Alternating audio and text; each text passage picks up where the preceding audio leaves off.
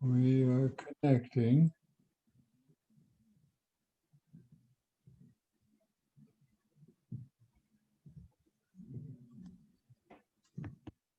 Hmm.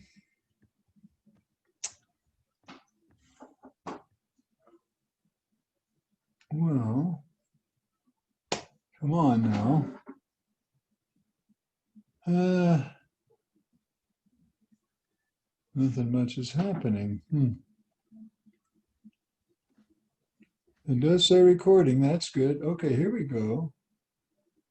Start video. Yeah. Hey, I already have a student. Is it Joshua?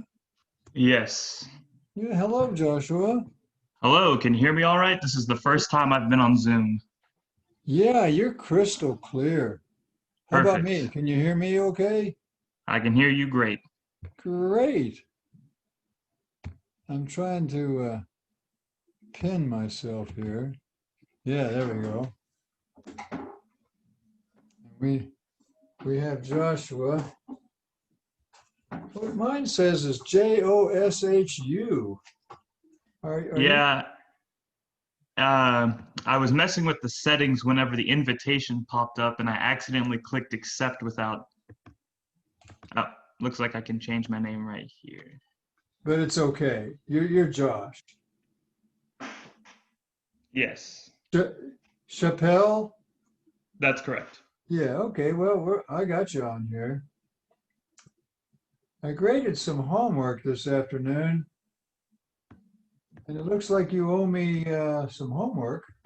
I do indeed. I didn't know if you were going to be willing to accept it. I was going to ask you. Now, once it's past due, I'll give you half credit if you'll turn it in to me on my email. Okay. But you guys have got to do the stuff. I give you 3 days, I think. So I know we're just getting started. We'll try to get it on time. Well, I guess it's just you and me, Joshua. I don't see anybody else. Let's see here. I'm going to check. Nope, not yet. You're the only one. Do you have any questions for me while you got me all to yourself here? I do not. Oh, that's okay. That's just fine. How old are you? I'm 22. Oh, you're just a young guy. Now, Yeah. you're in, were you there last Thursday for the lab? Yes, I was. Okay, well, I remember you vaguely. Where did you sit? Uh,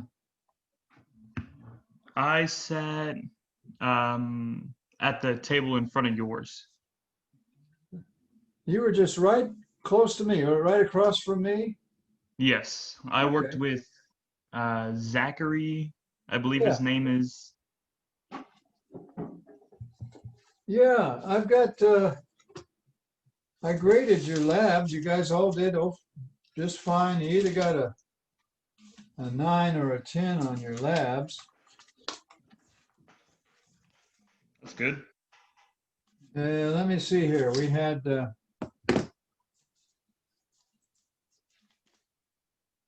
We'll look you up here. We had Phoebe and Cody and Nicholas. You weren't in that group. We had Christy and Daniel and Chastity. You weren't in that group. You were with Zach, Josh, and Jackson. Does that sound right? Jackson No, no, Reed, Jacob. Sorry, you're with Jacob Reed. you're with Jacob and Zach is who you were with. And this Thursday we're going to do a different lab. I put I put the instructions on in content on Blackboard. Did you look at those? I have not. I was doing the lab agreement. Good for you. I need to tell everybody to do that lab agreement before Thursday at 5:30. It's been a while since I've looked at that. What did they ask you on that? Do you remember? I know that you just have to put some emergency contacts and you have to sign it with a mouse. Yeah, emergency contacts. Yeah, in case something bad happens to you, we'll need to notify somebody, right? Right. Yeah, that's a good idea.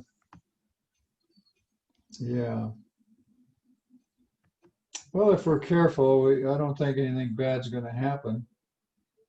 No, I don't think so either. Yeah. Well, let's see if nobody else has showed up yet. We're just we're all alone here. I'm sure more of them will show up. I Oh yeah. have uh,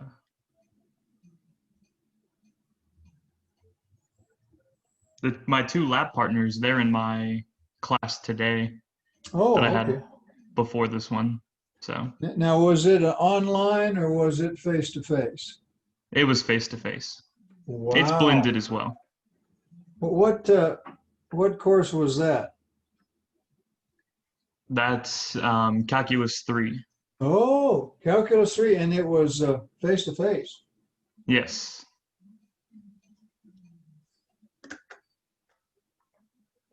Terrific.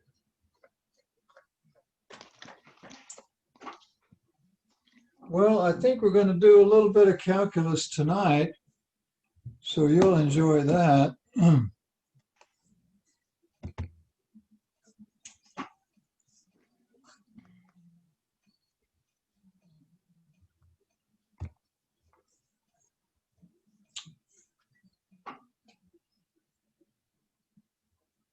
So are you going to go to OSU maybe or someplace else? Do you have any idea? Yeah, I'll be going to OSU. I was actually supposed to go this semester, but then when everything hit with COVID, I decided to put it off a semester just to see how they handle all this. Yeah, good idea. Now, will it be OSU Tulsa or OSU Stillwater?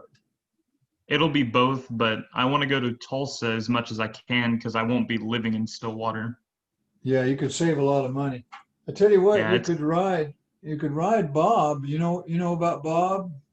yes, that's my plan. As long as they continue doing it, which with COVID, they might stop doing it. Oh yeah, that's right. I don't know how it's going to work with Bob, but I know some students will do their homework while they're riding along in Bob. Right, because I think it has Wi-Fi, doesn't it? Oh, I don't know. I bet it does.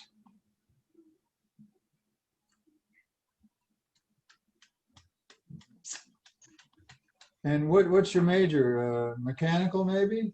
Yes, Right. mechanical, and I plan on going aerospace as well since it's just so close.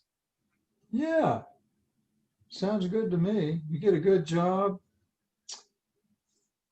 Maybe you could get one here in this area. That'd be nice. Yeah, but I wouldn't be opposed to moving out of state. Right. Yeah. I know one of my former students from long ago still works at, I think he works for Boeing in Oklahoma City. It might be at Tinker Air Force Base. Hmm. I think he works on the B-1 bomber. Wow. So he's got a heck of a good job. Well, gosh, in 2 minutes, our class is officially starting. Let me see if anybody else showed up. Oh, yeah, we got Nicholas and Cody now. And so we're starting to pick up some more students here. Cody and Nicholas. Good. How about it? Do you guys, you have about a minute left before class starts. Do you have any questions for me? Cody or Nicholas? Not yet. Not yet. Doing okay. I'm doing okay, I think. Well, that's good. Was that Nicholas I just talked to? Yeah, that was Nicholas. That was Nicholas. Well, what about Cody? Cody, do you have any questions? Not at the moment, sir. Not at the moment. Okay.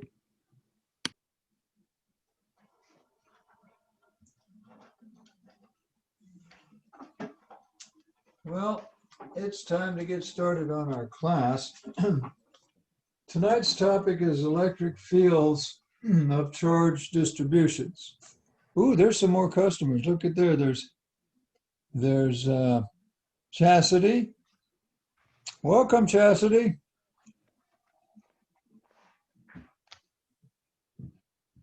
You got to unmute to say hi.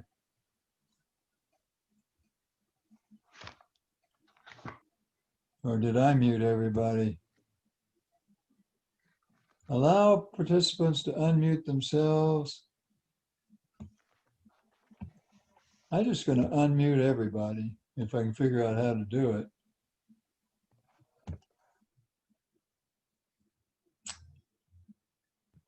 Oh, there's somebody else. There's Christy. We've got Christy too. How do I unmute everybody? This says mute all.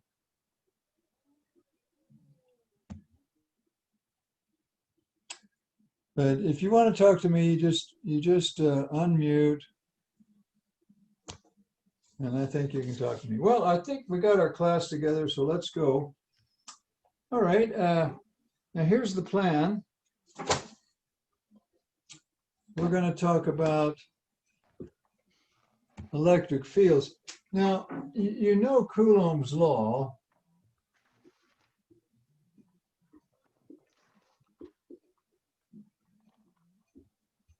The way it goes is F is equal to K Q1 Q2 over R squared. That's Coulomb's law. Now see, if this little guy right here is a test charge,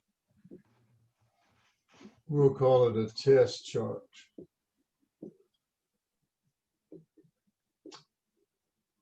You know what? We could divide that and we could have, I think I showed you this before, but it won't hurt to repeat that. I bet you can get to here with me. Ta-da, we just did some algebra there.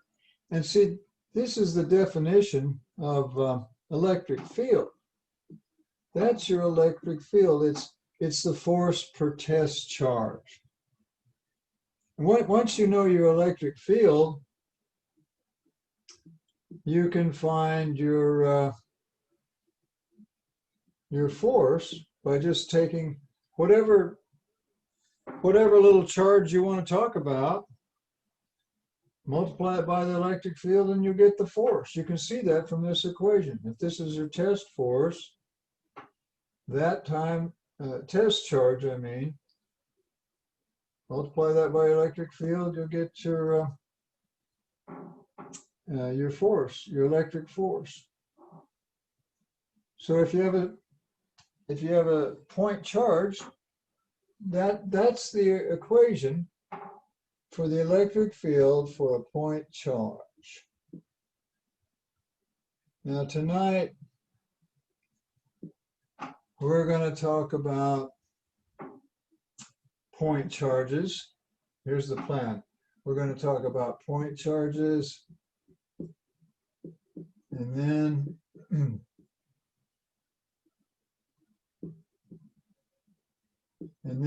rods. We'll talk about rods, charged rods. We'll do charged rods. Then we'll do rings. Charged rings. Obviously, they're going to have to be charged up, or they wouldn't be very interesting to us. And then we'll talk about planes. Now, these could be a big square sheet, like a They could be a sheet of charge or a disk. We could talk about disks, but it's a surface. It's a flat surface. So we're going to do point charges, charged rods, or some people could call them a line of charge. It's a line with charges on it. In rings, you all know what a ring is. It's just a round ring thing. And then the planes, well, that could be like a big sheet like that. Point charges would just be a single point there. That's the big plan. And we have the equation for point charges, but we don't have the equations for lines or rods. We don't have the equations for rings. And we don't have the equations for planes with charges on them. See, you could put some charges on this. There, I'll charge this plane up. There you go. Put a bunch of charges on there. Now, they might be negative charges, but I just made them positive. Same thing with the ring. You could charge it up, put a bunch of charges on it. There you go. Charge rings, charge lines. That's the big plan. So let's start with the point charges and do one of those. And we've got our equation now, right there. So say goodbye to all that stuff, and we'll do a couple of point charges. We've already done some of this, but it won't hurt us to repeat a little bit. One of the things of interest to us is this thing called a dipole. And what a dipole is, it's a positive charge and a negative charge that are equal and separated by a distance. So let's do an example. Suppose this is 5 microcoulombs, and this is 5. They have to be equal to be a dipole, 5 microcoulombs.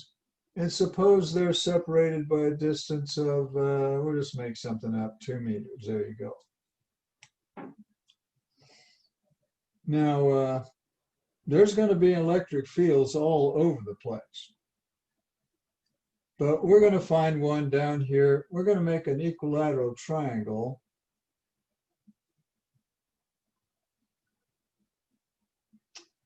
We're going to go 2 meters, 2 meters, 2 meters. We've got a equilateral triangle, yeah. And we're going to find the electric field. Now, I like to put my electric fields in red, so let's do that. Now, you know, for your test charge, if you put a test charge right there, you always use positive test charges. So there will be a force on it, and there'll be an electric field on it doing that. There you go. There's your, I don't know, you want to call it E1, be a nice name for it. Because it'll repel. If you have 2 positive charges, they'll repel. This is going to be a little test charge here. Now, there's going to be an attraction here, and we could call that maybe E2. That's the electric field. Now these will be equal because the charges are equal and the distances are equal.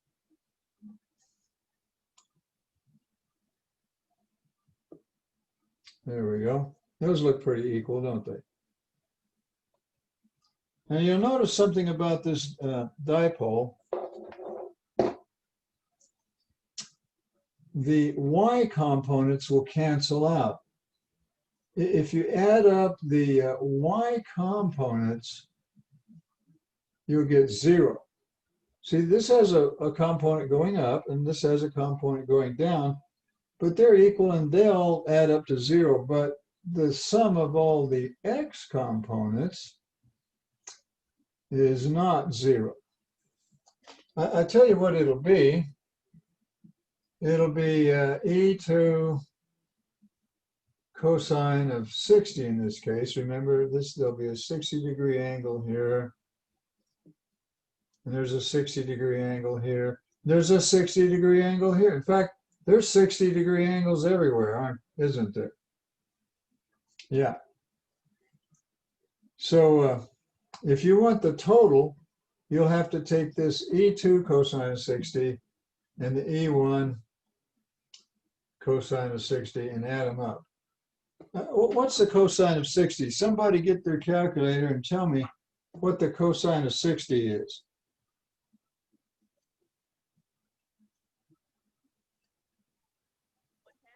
I can wait. It's 0.5. It's 0.5, it's a half. I want you to memorize that. It's time you guys memorize that. See, if you have a 30, 60, 90 triangle,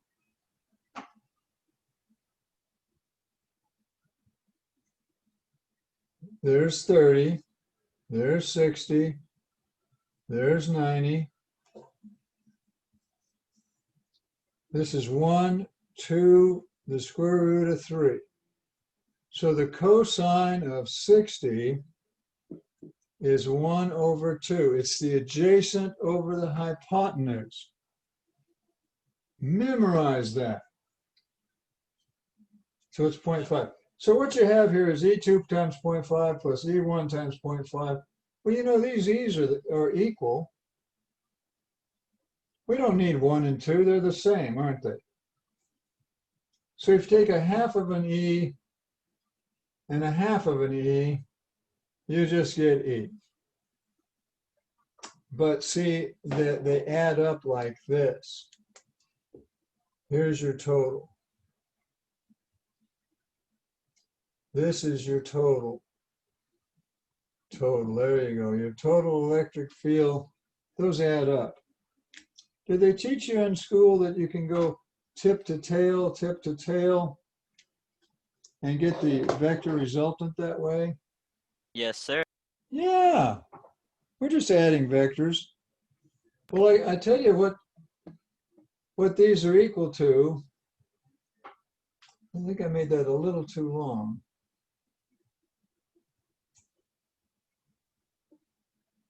Because what you wind up having here is a couple of 30, 60, 90 triangles. Can you see them? There they are.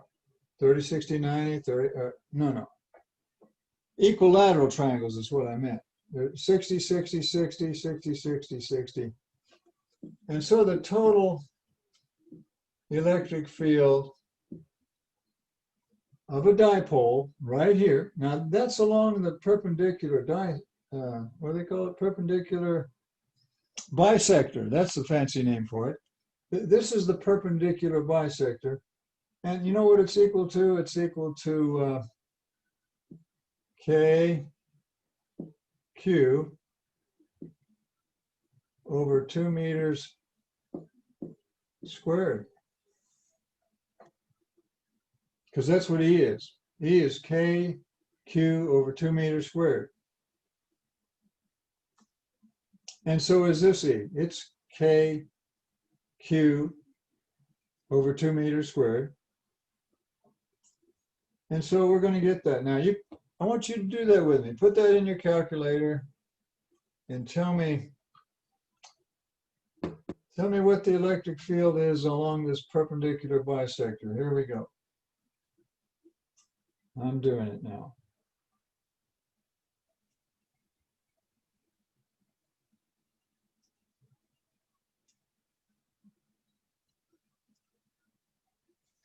Well, I got an answer, and it's rather humongous, actually. I'm getting 11,237.5. Now the units are newtons per coulomb.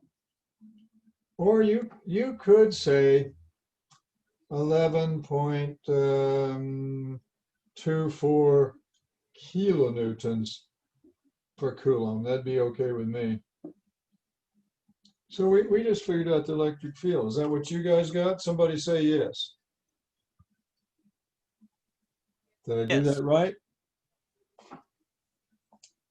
Did I go off the board here? Just a minute.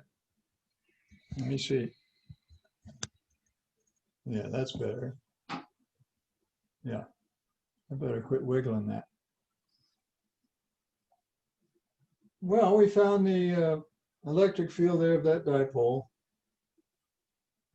Now, dipoles are important because antennas are dipoles. See, if you have an antenna, east of Tulsa, there's some tall towers, and they're dipoles. You'll have a plus at the top and a negative at the bottom, and they're equal charges, and they're separated by a very large, tall antenna there. They're dipoles. But see, they switch. And it's that country station. Is it 103, 106 megacycles? Is that what it is? Country Western? But see, I don't know, something like 100 million cycles per second. It'll switch and it'll have positive on the bottom and negative on the top. And then just a teeny tiny fraction of a second later, it'll switch and it'll have positive on the top and negative on the bottom. And it sends out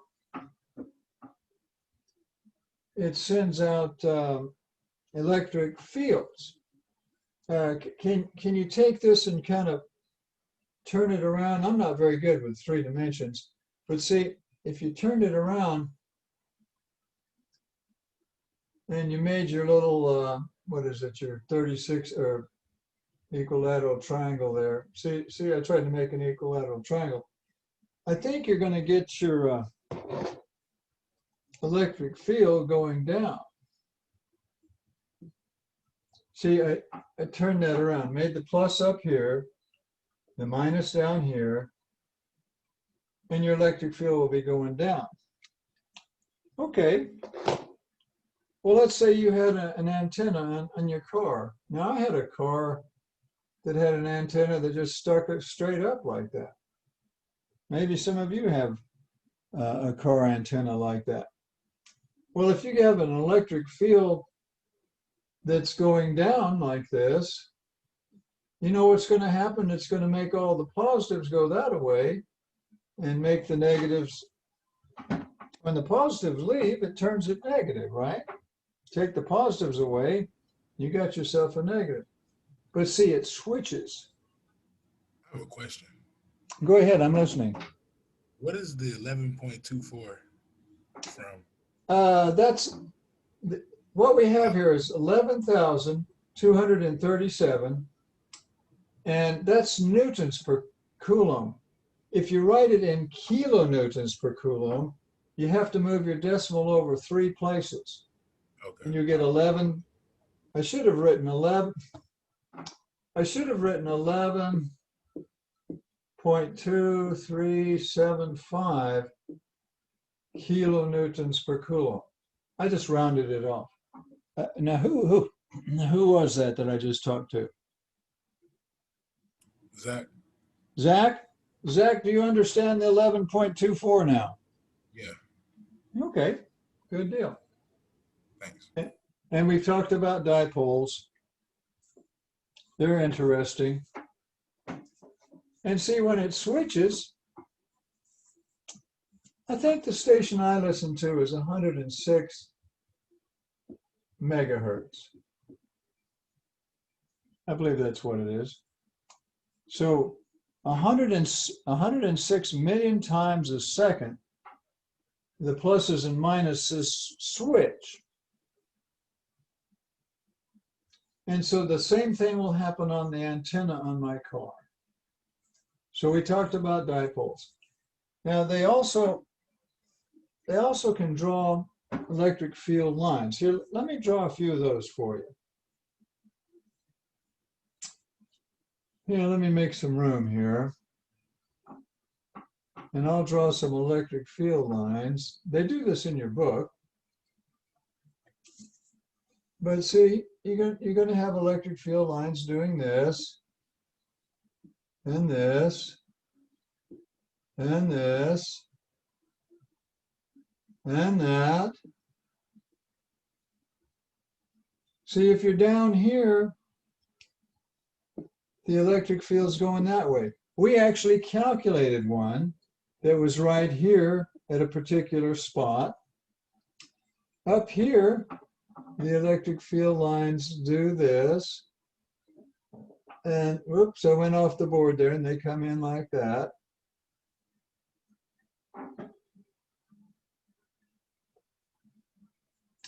There are the electric field lines for a dipole. Interesting. Well, that's enough on dipoles. Now let's talk about rods of charge, unless there's a question.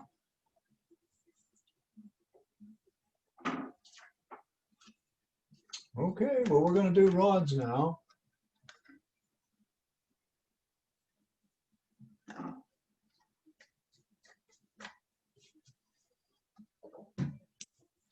Let me make some room here to work with rods of charge.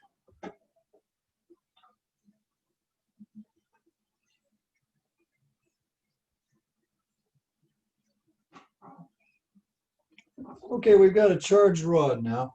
Now, there's charge densities. Let me tell you the 3 different charge densities, and then we'll do the charged rod. But there's 3 different kinds of charge densities.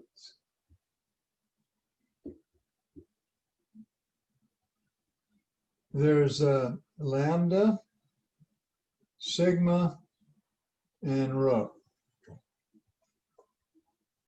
Lambda is coulombs per meter. That's what we'll use with a charged rod. Now sigma,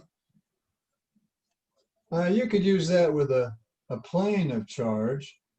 What that is your coulombs per square meter. This is called the linear charge density.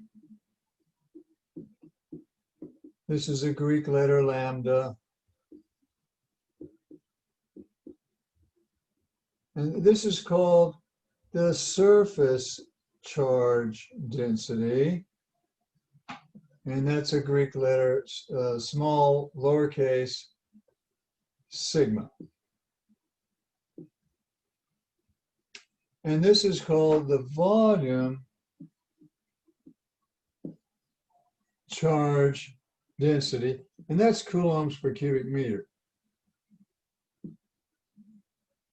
Like for instance, suppose you had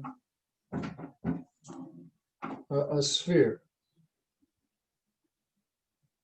and you just put charges throughout the sphere. Now it would have to be a non-conductor, because see, if this sphere was a conductor, all the charges would repel and poof, they would all go to the outside. And there would be no charges at all inside,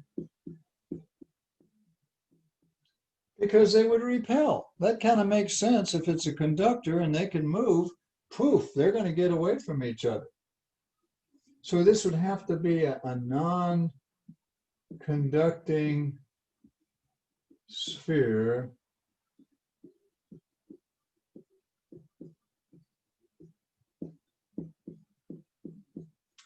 And this one here would be a conducting sphere, like a metal, for instance. It could be aluminum or some other metal. And the charges would all move. They can move in a conductor like a metal. They would all go to the outside. the way I describe this here is kind of like if you made a pot of oatmeal and poured in a box of raisins and stirred it up good. Then what you've got is a big glob. Cook it good and make a round ball out of it. You got a round ball of oatmeal, and you got charges, the raisins, distributed evenly throughout your big glob of oatmeal. That's what we're talking about. They're the charges per cubic meter. And this is a little Greek symbol called rho, R-H-O.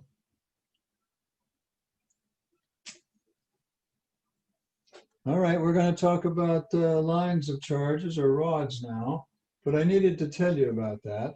Any questions so far? All right. Well, let's say you had a line of charge.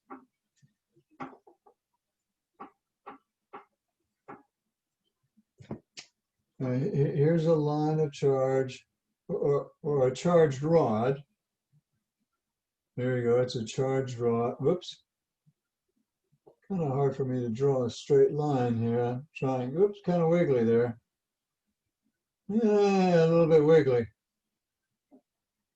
Oh well. Charge it up. And again, now, this would have to be a non-conducting rod because, see, if it was a conducting rod like metal, I think the charges would all try to get away from each other, wouldn't they? So it's like that. All right. Now what we're going to do is we're going to come down here on the perpendicular bisector, and I think I'm going to put it down here and go the other way. Let me put my charged rod down here. You know what? I could draw this a lot straighter with a ruler.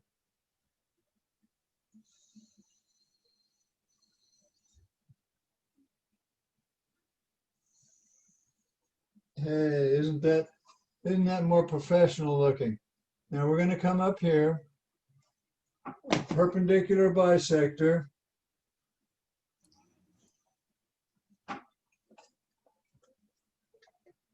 And we're going to charge this. We're going to charge this rod up. Put some pluses on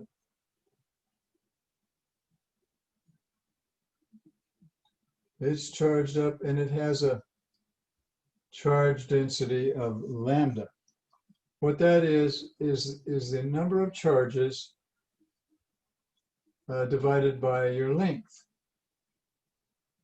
There we go. Let's say the length of this thing is L. So what the lambda is the total charge divided by L. That kind of makes sense. All right. Now let's take a little tiny piece of this right here. Let's take a little tiny piece. This is our x-axis, and we're going to call this little piece here dx. Dx is this little distance along the x-axis. Now the amount of charge you have there will be equal to lambda dx. See, the way it works is charge is equal to lambda times length. If you have a little itty bitty length, dx, and you multiply by the lambda, you get a little itty bitty amount of charge, dq. That kind of makes sense. And here, we're going to get an electric field. And here goes. This is going to be our electric field.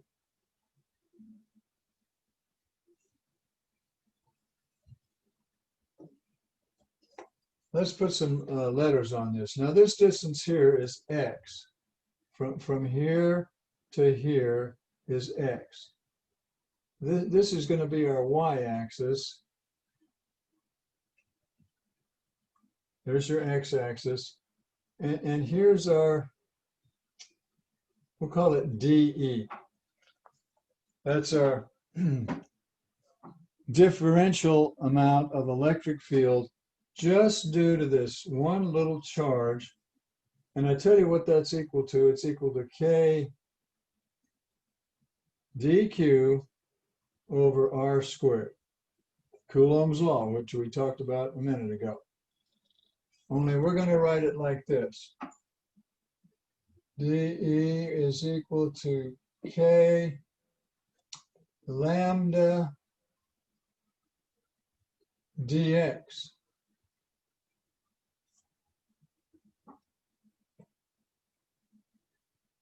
over r squared. And here's the thing. Let's give this a name. We'll call it A. Just give it a name. That's A, that's X. So you know what this is here?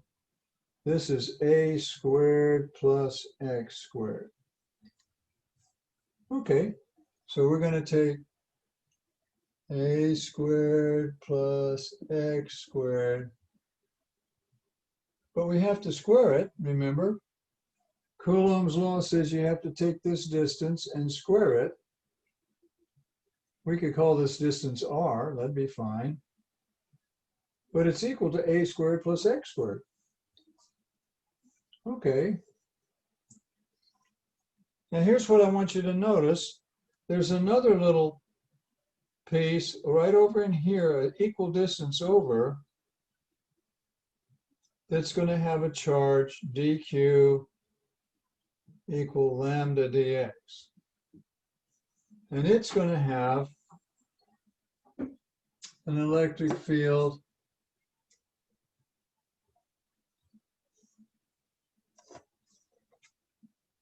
precisely equal to that electric field. And you know what? The X components are going to cancel out. So that the total X component will be, if you added up all the X components for all the little pieces of charges all along the rod, you're going to get 0 because they'll cancel out. Ah, but the Y components don't. They add up. It's just that the angle, it's not, what was our angle in that thing we did a little while ago? I think it was 60 degrees. We better call this just theta in general because it's not 60 degrees. In fact, it's going to vary. When your little charge element is here, you'll have a smaller angle. When your charge element's out here, you'll have a bigger angle. So theta is varying. But if you want the total electric field in the Y direction, I think we can write it. Let's do it. Here goes. We want the total electric field in the Y direction. And I think that's going to be equal to the sum of all the little differential amounts of electric field caused by all the little teeny tiny amount of charges throughout the rod on both sides. I think we can do it. Okay. Let's see if we can. Now, this here is going to equal your electric field times the cosine of that theta. See, there's a theta right here, isn't there? Of course, there's going to be a theta right there, too, going this way. Come on now. There we go. Same theta there, same theta there. And if you take the cosine of it, you can get the Y component. That kind of makes sense. All right, let's keep going. We're going to total up all the Y components, and we're going to get the total electric field here. We'll just say total. That's a good name for it. And it's going to be this integration. Well, dE, remember, is equal to K lambda dx over a squared plus x squared squared. You know what? When you square that, the square root sign goes away, doesn't it? Why don't we just erase that? We don't need that stinking square root sign. When you square that, just erase it. Okay. There's your DE. Well, let's plug it in here. If that's what DE is, let's plug it in. We're going to integrate. And what we have is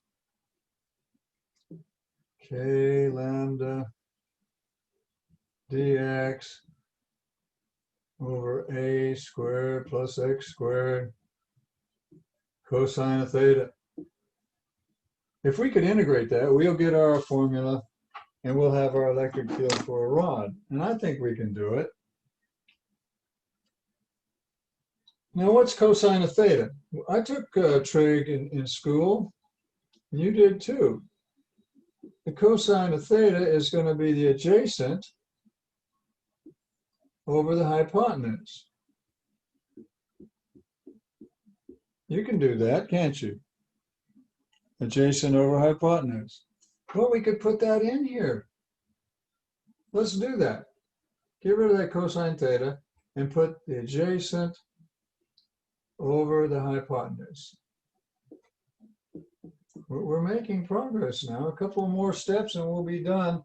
If you got lost, you might want to watch this video on YouTube. Or when we get through, just use the equation. That'll work. Okay, well, let's see where we're at now. We're here. And here's our total electric field for a rod of charge. It's equal to K. Well, now you have to integrate now. Don't forget we're integrating. K lambda dx. But notice here, you know what that is? That's a squared plus x squared to the 3/2, isn't it? Now, what about the a? I don't want to forget that. There's an a in there. We better stick that back in there. There we go. K lambda a dx over that. Yeah, okay. So far, so good. Now we have to integrate that. But what are the limits of our integration? Well, we've got to go from negative L over 2 to positive L over 2. If the whole thing is L, then we want to go from L over 2, negative L over 2, that would be over here, to positive L over 2. Bear with me now. I know this is boring, but we're going to have an important equation, and it's coming up soon. We have to integrate this. Now you can pull out any constants. Let's do that. I need to pull out some constants. K is a constant, lambda is a constant, A is a constant. A doesn't change as you move along this rod. The only thing that changes is that X. So you could pull the K, the lambda, and the A out. Does that show up? No.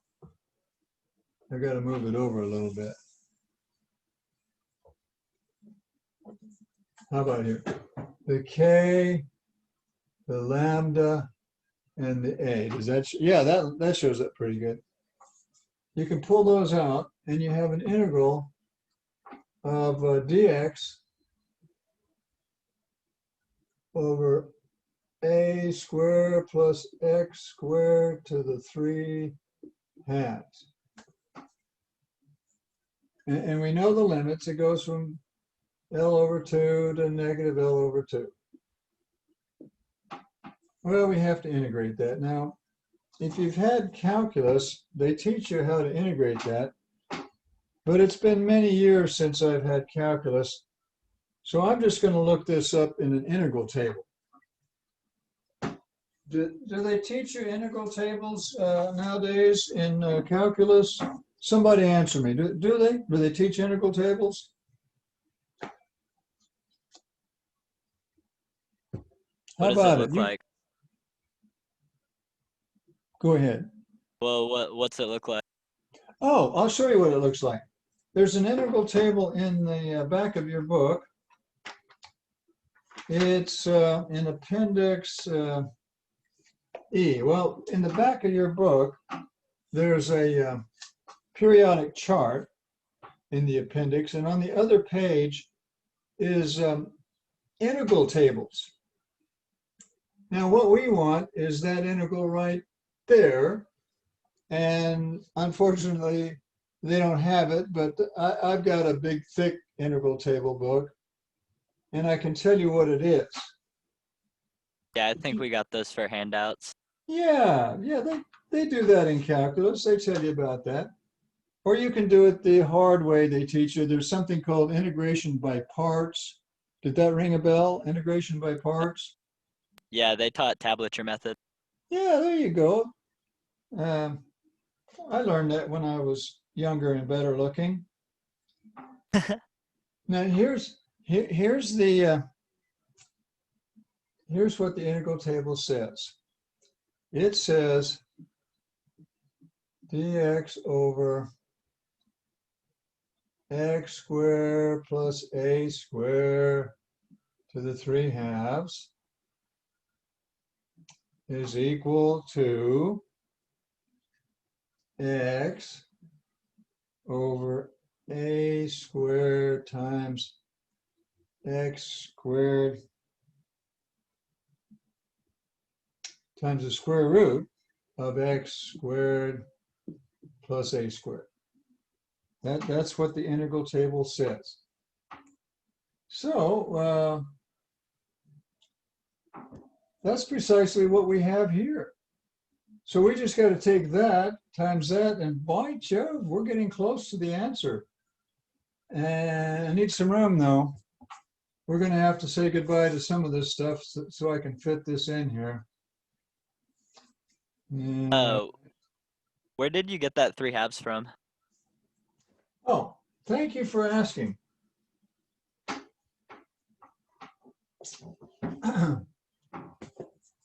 Let me see if I can show you. In the denominator, we had a squared plus x squared, and we had a square root of a squared. Oh, I see it. You see it now? Plus Yeah, x okay. squared. And so, you know what that is? That's a squared plus x squared to the 1/2. And this is a squared plus x squared to the 1. It was in the denominator. And Yeah, when and you multiply, you add the exponents, and so you get 1/2. Well, 1/2 is equal to 3/2. That's where the 3/2 came from. But thank you for asking. Okay, we're a couple of steps away from getting our answer now. We're going to go k lambda a. Here we go, k lambda a. We're going to get the electric field of a rod. It's k lambda a times this integration, which we've looked up in an integral table. It's x over a squared, x squared plus a squared. We've integrated it now. So isn't that nice? But you have to plug in your limits, L over 2 and minus L over 2. See, here's the limits, L over 2 and minus L over 2. Now, one of these A's go bye-bye. Can you see that? So what you're going to get is you're going to get k lambda over a, because one of the A's goes bye-bye.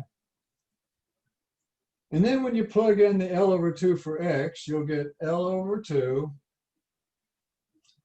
over x squared plus a squared. Well, but see,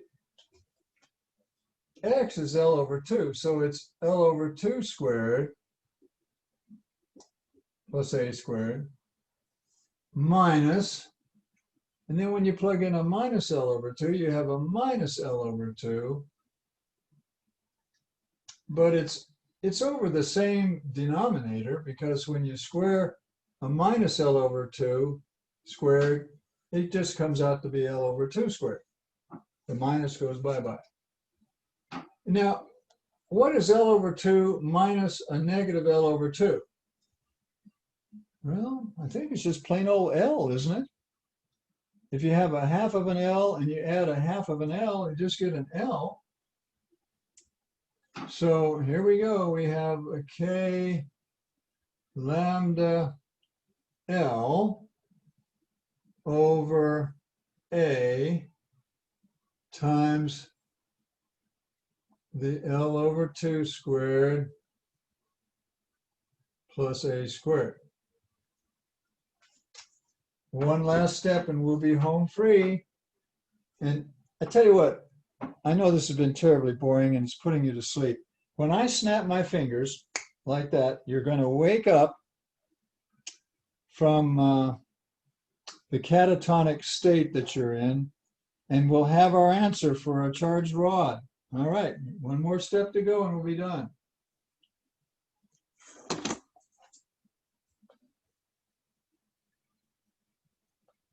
Now you could read the book. This is all in the book. But hasn't it been fun? Oh, yeah. It's been fun. Now, what I'm going to do is a dirty, sneaky little trick. I'm going to multiply by 2, and I'm going to get K lambda L over 2, and I'm going to divide by 2. Now, if you multiply by 2 and divide by 2, you haven't heard anything. And so what I have here is an A, and what I have here is this business here, L over 2 squared plus A squared. Now it's kind of goofy. Why on earth did I do that? Because this right here is equal to the sine of this angle right here. We're going to call this angle theta 0, okay? And the sine of theta 0 is L over 2 divided by L over 2 squared plus A squared. See, this distance here is L over 2 squared plus A squared square root, according to Pythagoras. This distance here is L over 2, and if you square that and you square A, and you take the square root, you'll get the hypotenuse. And so the bottom line is that the electric field of a rod is equal to 2K lambda over A sine of your angle theta. And we probably should do some examples of that. But that's a keeper right there. Now that is in your book, and you could read that. In fact, I'm sure they do this whole thing. Let's just say goodbye to that whole mess and play with this for just a little bit. I need the room to play with it. Here we go. Now you wonder, what application would this have? Well,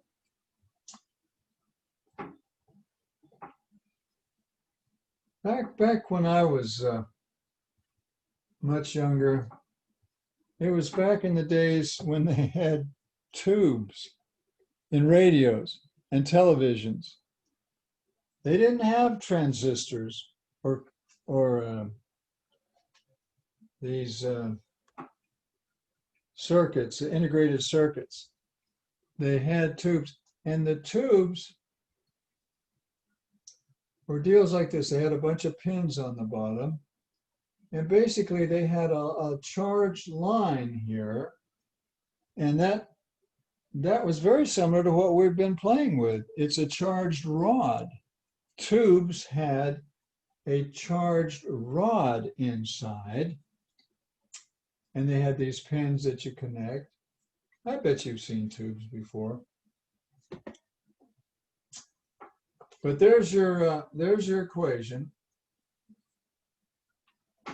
Now let's do an example. Suppose you had a rod. I just make up a couple of problems here. Here's a rod. And let's put 15 microcoulombs on it. Suppose this rod is 3 meters long. Now the first thing we got to do is we've got to get this lambda. They have a fancy name for that. It's called linear charge density. Hey, I can do that in my head. It's 15 microcoulombs divided by 3 meters. I get 5 microcoulombs per meter. That's your linear charge density. Now come down here to this equation. We got to know what this distance A is. Well, I don't know. We could make something up. But why don't we go, we'll go 1 meter. If that's 3 meters, 1 meter is about to there. That look like, yeah, that looks about right. So we're going to find the electric field. Now, you know, if it's positive charges that are on that rod, then the electric field will be like this.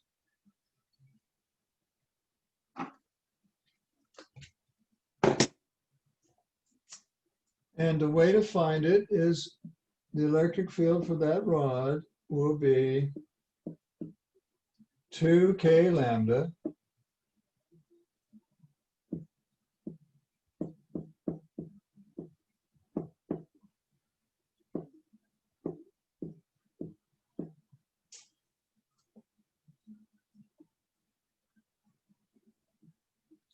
sine theta over, what did I say it was, 1 meter? We'll come up here 1 meter on the perpendicular bisector. And so we have to divide by, that's A. We have to divide by 1 meter. Okay, do that. Now the catch is you've got to find this angle theta. Here, I'll help you a little bit. That angle theta is right there. I'll call it theta sub 0. And I'm going to shut up now. You're going to find that angle theta. You're going to plug it in, and you're going to find the electric field for that charged rod. Go ahead.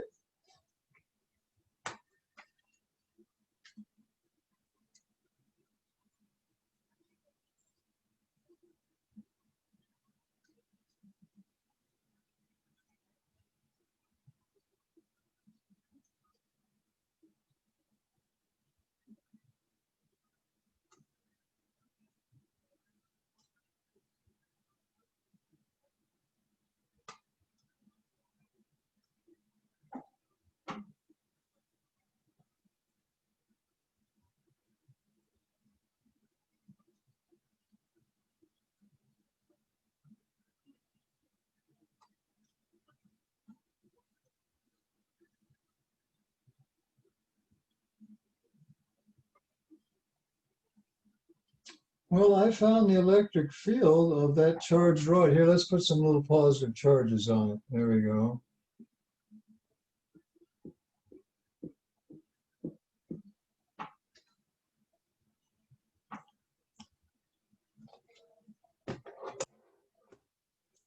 An interesting little tidbit about those tubes.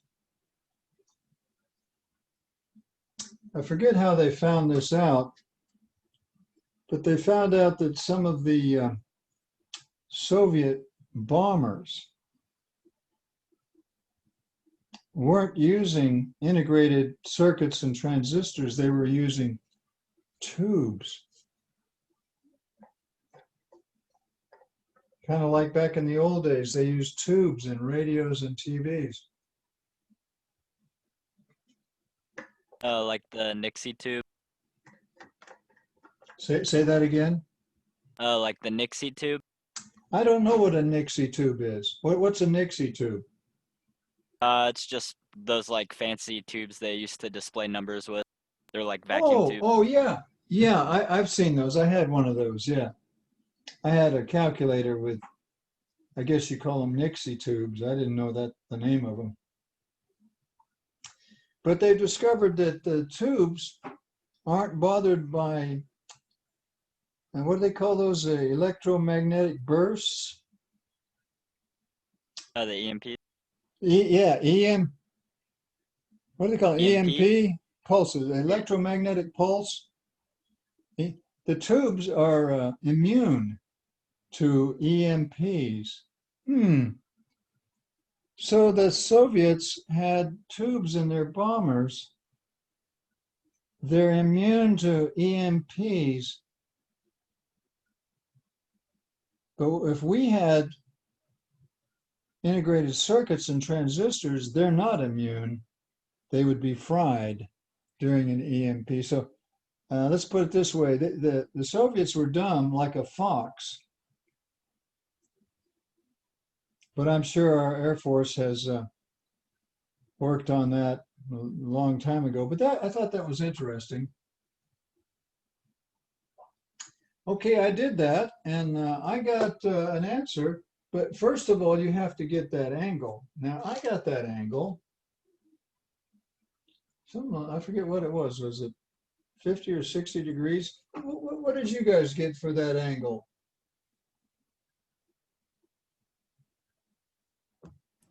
Didn't we use 60? Say again? Don't we use 60? 60? I can't quite hear you. Yeah, 60. No, it's not 60. It's not 60. It's the arc tangent of 1.5 over 1. That's not 60. What is the arctangent of 1.5 over 1? Somebody do that.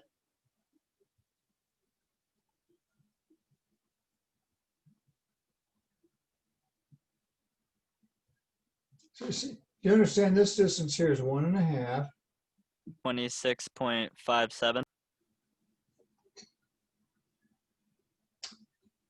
You got this little angle down in the corner. I want that big angle. You did it backwards. You did 1 over 1.5. Do it again. I got 56.30.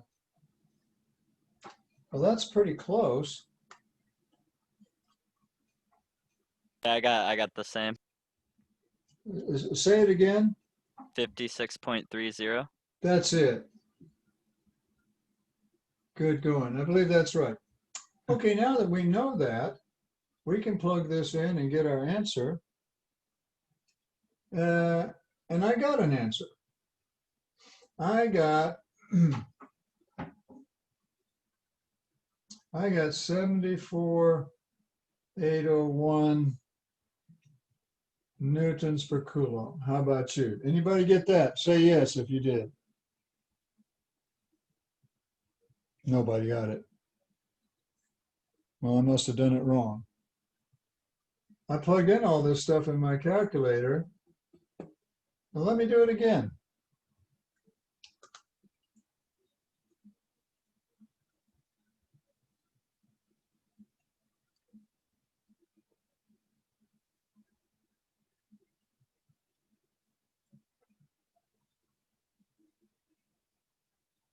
No, well, I got something slightly different. I got 74,792.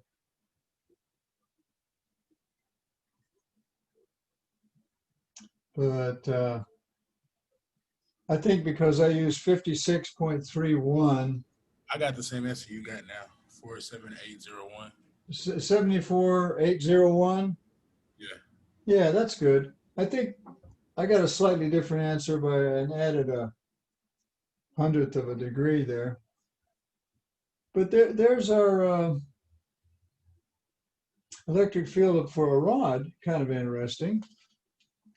Let's do another one to make sure we know how to do this, and then we'll go on to rings. Okay, I'm going to make, leave that there for a minute. And I'm going to make another problem and see if you guys can do this. What was the units on that last one? If it's electric field, it's got to be newtons per coulomb. That's the units for electric field. Okay, here we go. We're going to try another one now.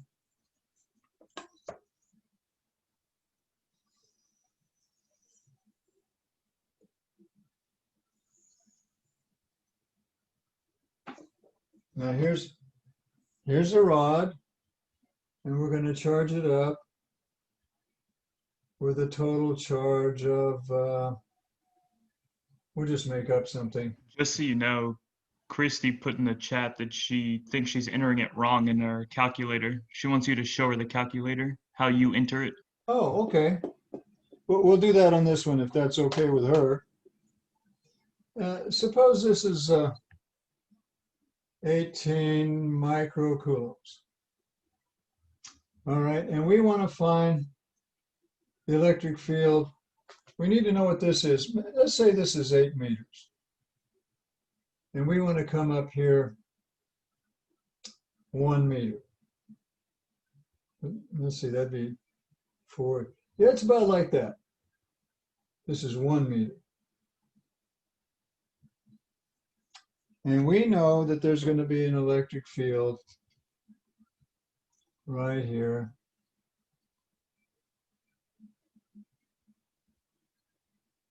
We're going to calculate that electric field of that charged rod. We know the total charge, and we know the length of the rod.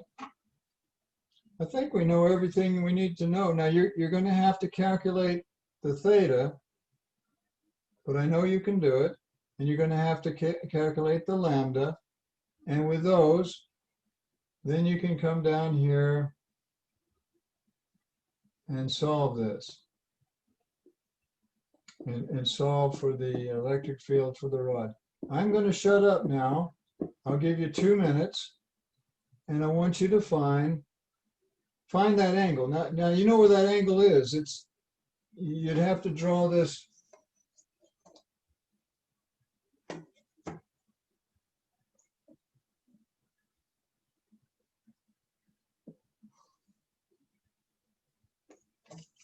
That angle is right there. There's your theta. You need that theta. You need the lambda. Okay, I'll shut up. You have 2 minutes to do that one. Go. I'm going to do it. We'll see if we agree.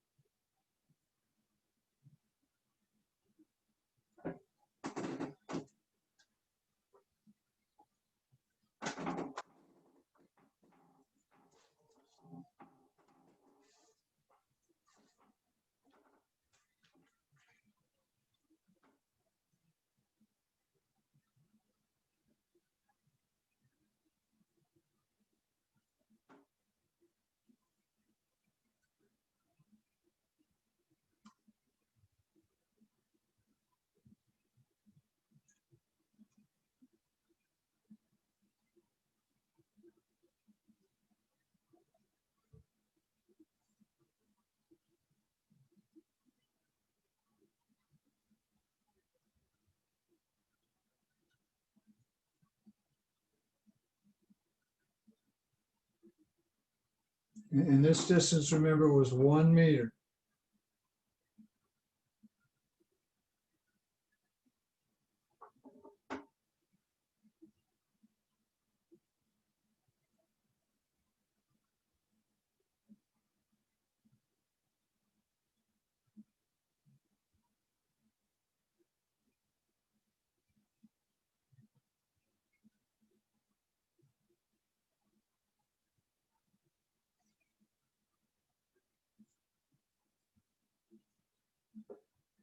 And Christy wanted me to write the, or tell her how I put it in my calculator. Maybe we'll do that in a minute.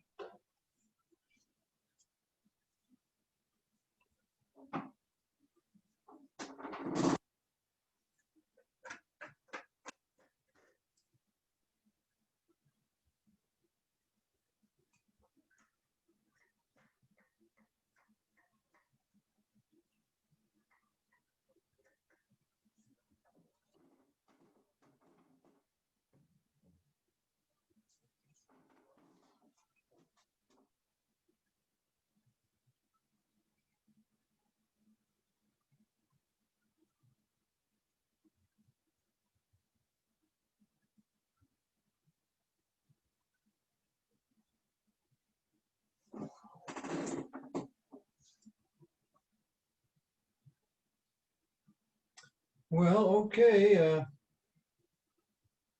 Let me call on Christy. Christy, do you have that angle yet? I've got the angle. What did you get?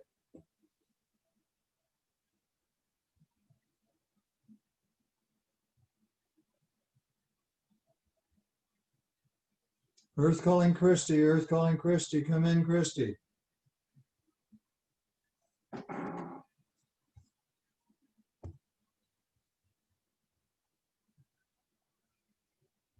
She must be busy I think doing she something. has to talk. Were you able to get that angle, Christy?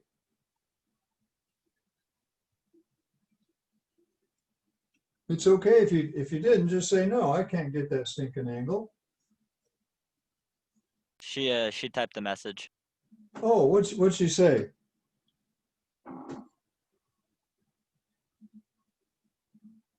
She said she's lost. Well, thanks for telling me. That's okay. We're going to try to get you unlost.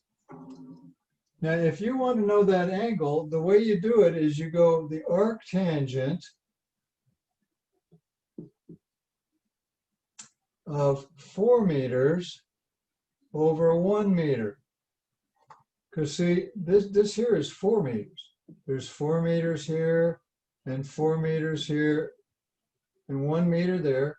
And you know how it works. It's the opposite over the adjacent. The opposite to that angle is 4 meters. The adjacent's 1 meter. I did that and I got an angle. I got an angle of, well, let's go to you guys. Let me pick on one of you guys. I got to find out if you guys are totally lost or what. What about my friend Joshua? Joshua, what'd you get for this theta sub zero? I got 75.96 degrees. How come I got 75.66 degrees? Let me do mine again. I got what Josh got. You're right, and I was wrong. It's 75.96. Proud of you, you did good. Now we're going to get this lambda. Well, the lambda is just, lambda is called the linear charge density. It's the total charge over the total length, which happens to be 8 meters. So the total charge is 18. Okay. How about my friend Nicholas? Nicholas, what'd you get for lambda?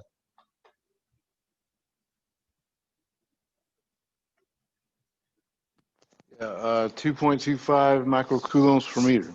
That's what I got.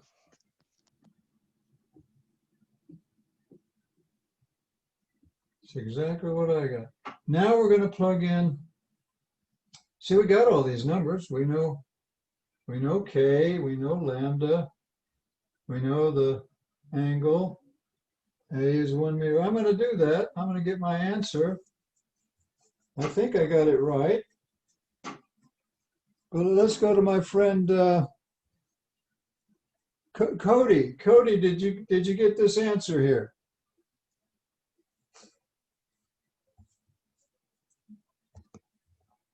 How about it, Cody? Did you get this, the electric field for that rod? I got 4.37. Something bad happened. That's not what I Uh-oh. got. I could be wrong. You could be right. I'm probably wrong. Well, let's just plug it in and see. And here, if Christy's listening, I'm going to put in a 2. Then Oh, I I'm forgot going to put in the lambda. do it again. Do it again. I bet I did it right. Let me go to one of my other friends here. Jacob, unmute and tell me what you got when you plugged all that in. 39,246.47. Well, I got 39,000, but I got 190 newtons per coulomb. You got, My answer agrees with Jacob too. yours is a little different. Let me do mine again, but I think we're both okay. We In just, ballpark. yeah, we're okay. But let me do it again just to feel good about it.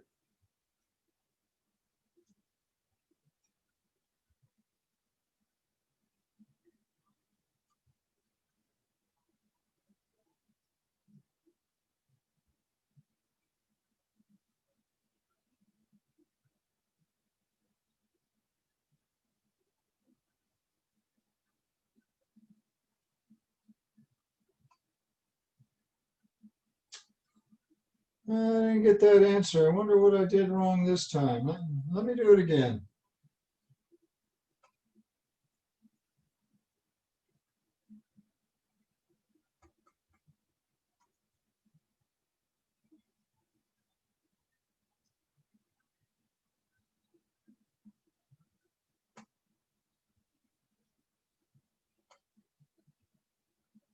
Okay, here's what I got. Hey, I think this is what you got. I think you did it better than I did. 39,246. Is that what you just told me? Yes, sir. Yay! See, you did better than I did. Did great. Now you could write that as 39.25 kilonewtons per coulomb if you wanted to, but you don't have to. That's correct the way it is. Well, let So me you show want you us? one last thing about rods, and then we'll talk about rings.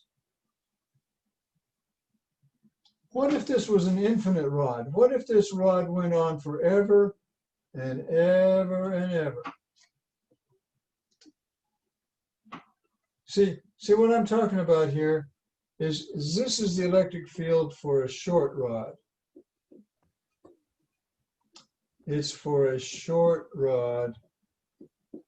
If you had a very long rod, Can you show us that plugged in on a calculator? yeah, I'll be glad to. Let me make some room here. Okay, I got my calculator out here now. And I'm going to plug in a 2. That I just did. And I'm going to multiply.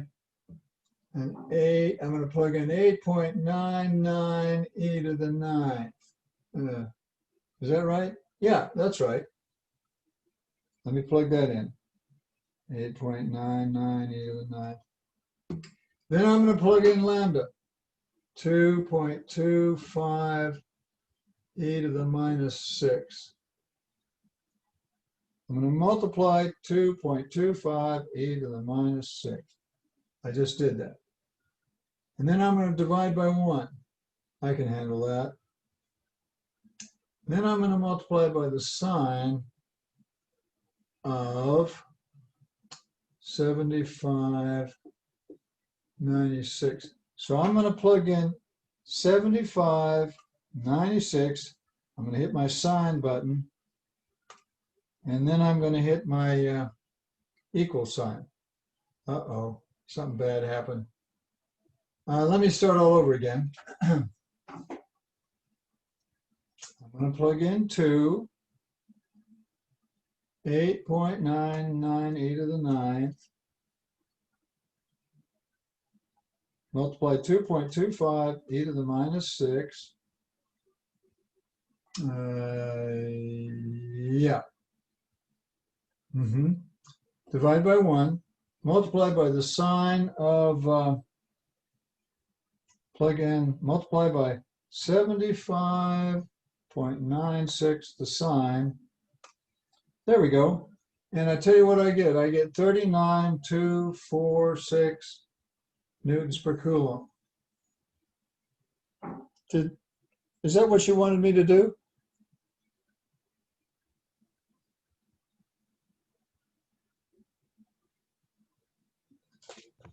Yeah, she got it. Yeah, that's it. How about Christy? Is she doing better? Yes. Good. Now, guys, I did that on this little $9 Walmart calculator. This is a Walmart $9 calculator. It does just fine. Okay. Now what we're going to do, I was going to show you if you had an infinite rod. I want to show you that, and then I want to take a little 5-minute break. And we'll go stretch or something, use the restroom and get a drink of water. We'll come back and we'll do rings and hopefully planes. That would be fun. But see, if you had an infinite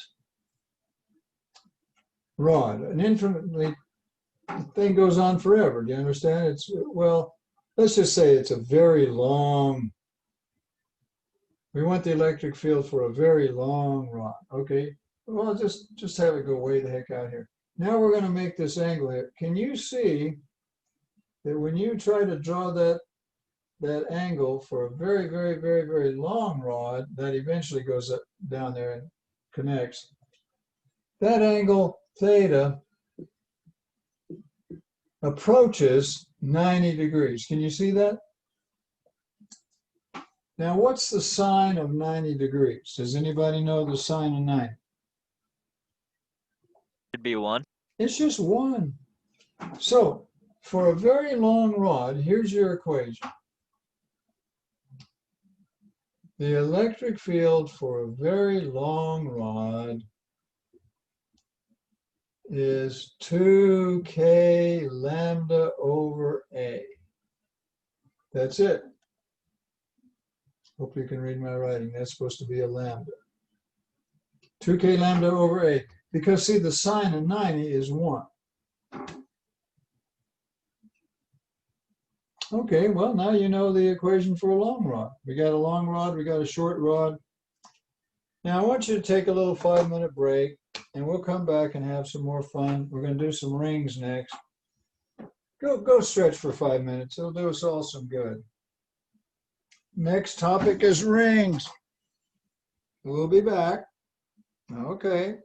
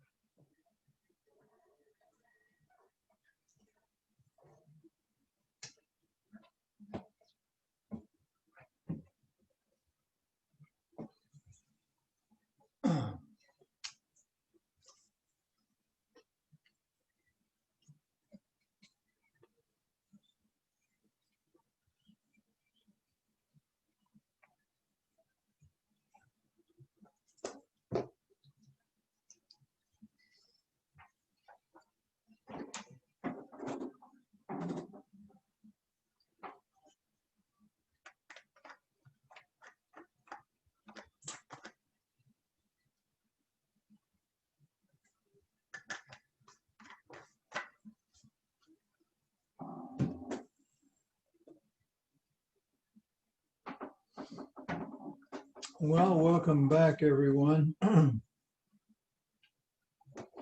We're going to talk about rings now. Now, don't forget to read the lab description. The name of the lab is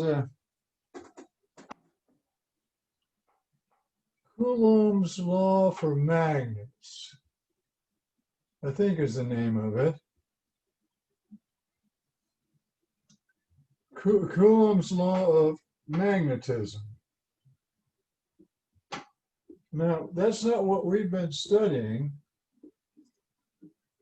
We've been studying Coulomb's law of electricity. But he had a law of magnetism, and that's what our lab's going to be Thursday. So read that, and then read and sign the, what do they call the lab safety agreement, I guess is the name of it.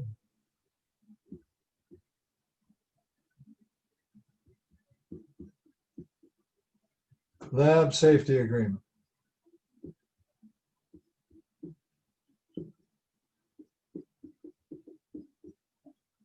Yeah, do that. I think you have to put your person that you want notified if you get sick or get hurt. It's not a bad idea. Okay, do those things. Now let's talk about rings, charged rings. Here we go. We're back now. Our 5-minute break is over. And we have another wonderful hour and a half basically together, don't we? This is a long, miserable night class, but at least we get it over with. I think you guys will enjoy the labs. Well, we'll just do the best we can. Now, if you have a ring of charge, there's a ring, and now we're going to put charges on it. Charge it up.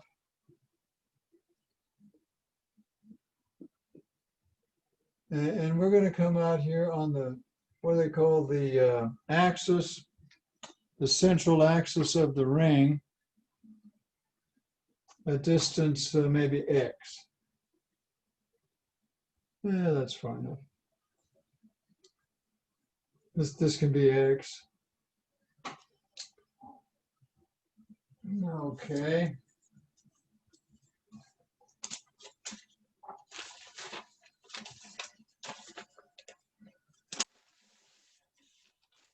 And you could call this the radius, but for some reason, I'm going to call it A instead.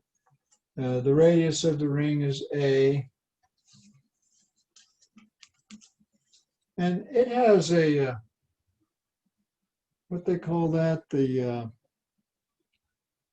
linear charge density. It has a charge density per length. And if you took a little distance here, take a little distance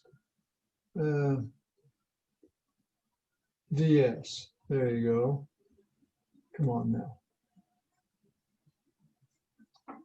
The amount of charge that you would have right there, call it dq, would equal lambda times the length ds in meters. See, this lambda is what? Coulombs per meter. And if you multiply coulombs per meter times meters, you get coulombs. Okay. Now, see, this is going to give you a electric field right here at this location. And it's going to give you an electric field dE. It's a differential amount of an electric field. And it's equal to K lambda ds over r squared, where this distance is r. Well, if that's a and that's x, that distance r is a squared plus x squared, but you have to square it. That kind of makes sense.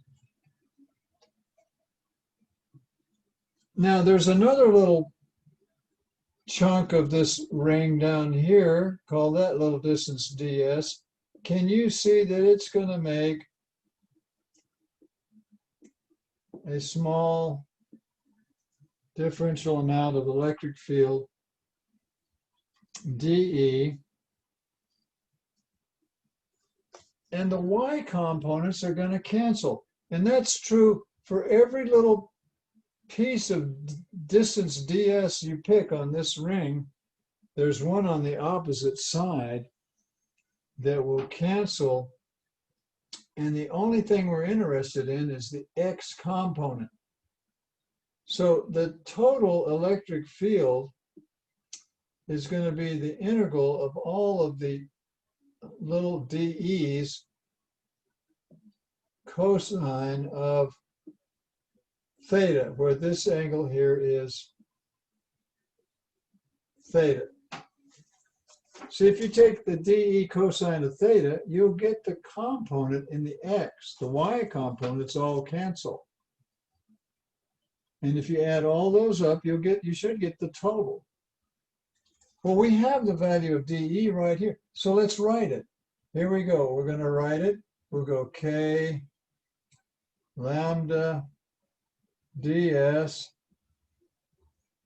over this. Now, when you square a square root, just get rid of the square root and it'll just be a squared plus x squared. Now, don't forget you have to multiply by the cosine of theta if you want to find the total. Well, what's the cosine of theta? See, that theta there is the same theta there, is the same theta there, is the same theta there. And the cosine of that theta is x over this, which is a squared plus x squared. Let me write that for you. The cosine of theta is equal to x, which is the adjacent side, divided by the hypotenuse, which is a squared plus x squared. SOHCAHTOA. Does anybody need me to explain SOHCAHTOA? Well, I guess not. Let's see if I still have any students. Yes, sir. Yeah, I still got a big crowd of students. Good, excellent. And you all know about SOHCAHTOA, right? Yes, sir. Ah, wonderful. Okay, well, let's put that in here.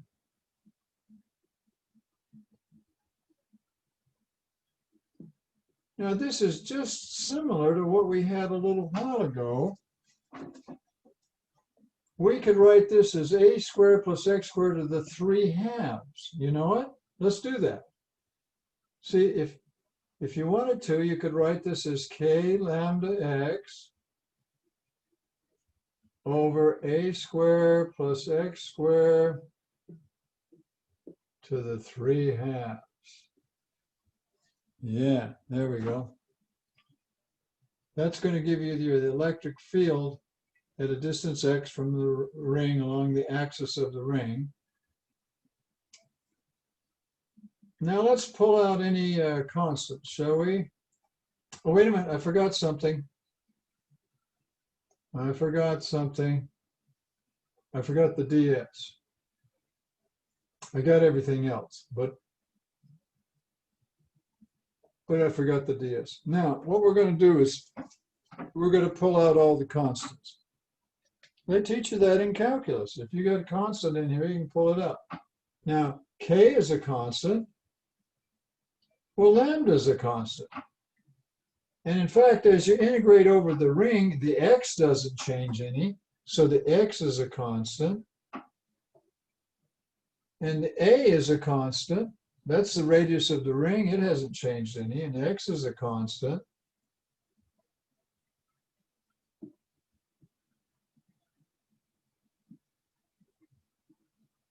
The only thing you got left is the integral of ds.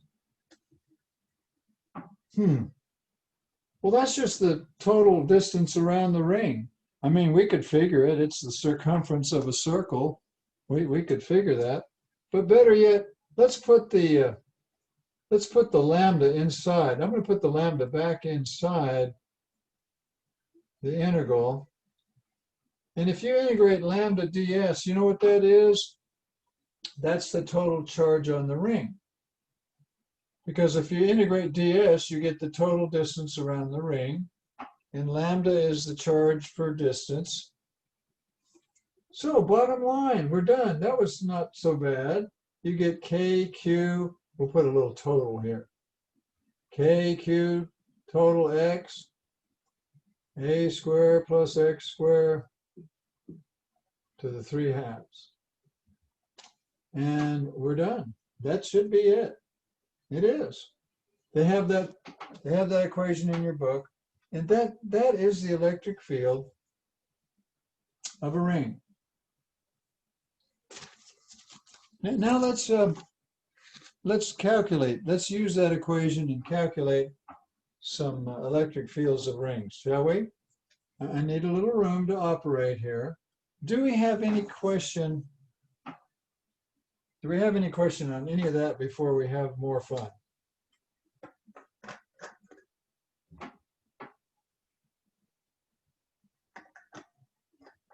Nope, I'm good.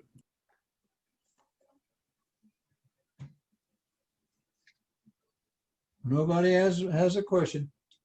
Well, let me ask you this. Using this equation here,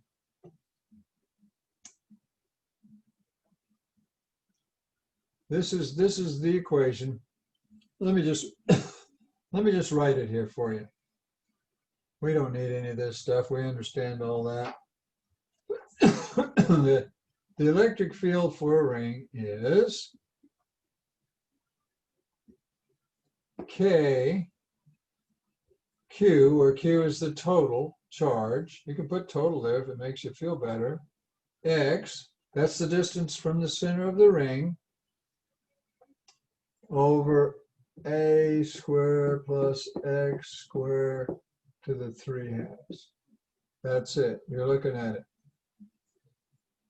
We don't need any of this stuff. We talked about it. You're taking notes. I know you're taking excellent notes.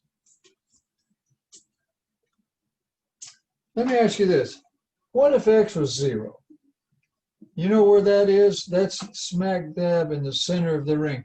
If x is 0, what's the electric field in the dead center of the ring? Is it also 0? It's also 0. Good going. Now, who was that? Jacob? Jacob. Jacob, how come it's 0? Because if the x is 0 and you put it back in, wouldn't it all be multiplied by the... That's it, Jacob. The x is 0. If that x is 0, the numerator is 0, and by Jove, there is no electric field. Does that make sense to y'all? A little Southern talk there. Y'all see how it's going to be 0? Because Yes, these sir. little pluses, they're going to be trying to push you away, but the pluses on the other side are pushing you away in the opposite direction. It's kind of like, I don't know if you've ever heard this, but if you could drill down, here's the earth, okay? This is the earth. If you could drill down to the center of the earth and go down there, get your little room in there, you need a refrigerator, TV, so you can watch the ball game. You better have it insulated, because I understand it's pretty hot down there. But did you know there's no gravity? There's no gravitational field down inside at the very center. No gravitational field at the center. There's no electric field at the center of this ring. Interesting. Okay, good. Now here's something else.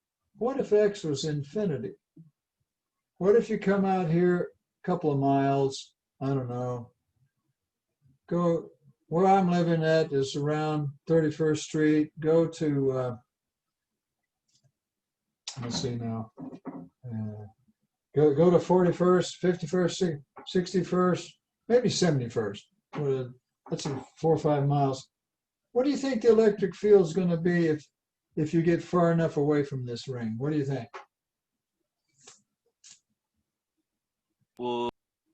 Would the resistance go up the farther you went? Well, we're not going to talk about resistance. We're going to talk about these x's. See that x? See the A is, the x gets very, very big, Oh, and you have an x cubed in the denominator because the A is so small you can forget it. X squared to the 3/2 gives you x cubed, and you have an x in the numerator. The whole thing turns out to be k q total over x squared. Where have we seen an equation like that before? K q total over x squared. Where have we seen that before?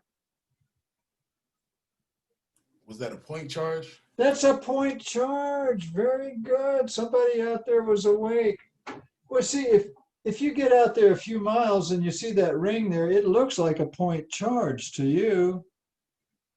You understand? It's so far away, it's just a little speck. And if you get an infinite distance away, there is no electric field anymore. It's just like gravity. You know, with gravity, here's the sun. And did you know if you get farther and farther away from the sun, the gravity is smaller? Yeah. You get out where Pluto is, or where, what is that comet? Halley's Comet. Get out there where Halley's Comet is, and there's not much gravity out there. It goes way the heck out there. By the way, I got to see Halley's Comet. Trying to think what year that was. We what's could the Google interval? it. I'm sorry, what? What's the interval? It comes like every how many years? I think it's every 86 years, but I could be off a year or two. I figured up how old I'll be when it comes back. I'll be, I don't know, 140 or something like that, 150. I might not make it to see Halley's come back, but I got to see it when it came. Every night I would go out in my backyard. I tell you when that was. It was about 35 years ago is when it came. I went out the backyard, I had my binoculars, and I had a piece of paper and a pencil, and I marked the stars around it. And each night I'd go out if it was clear, and it had moved. See, those same stars were always there in the same spot, but Halley's Comet had moved, and I followed it, I don't know, a couple of weeks maybe. I don't know why we got onto that, but what I'm saying is, if you get out here far enough, the electric field is zero. Well, somewhere in here, the electric field isn't zero. But we're going to calculate where it is, maybe. Let's put some numbers in here. Suppose A is, what does that look like to you? Like maybe 10 centimeters, maybe 0.1 meter? Suppose the lambda, no, not the, suppose the total charge is 12 microcoulombs. I'm just making this stuff up. And suppose X is,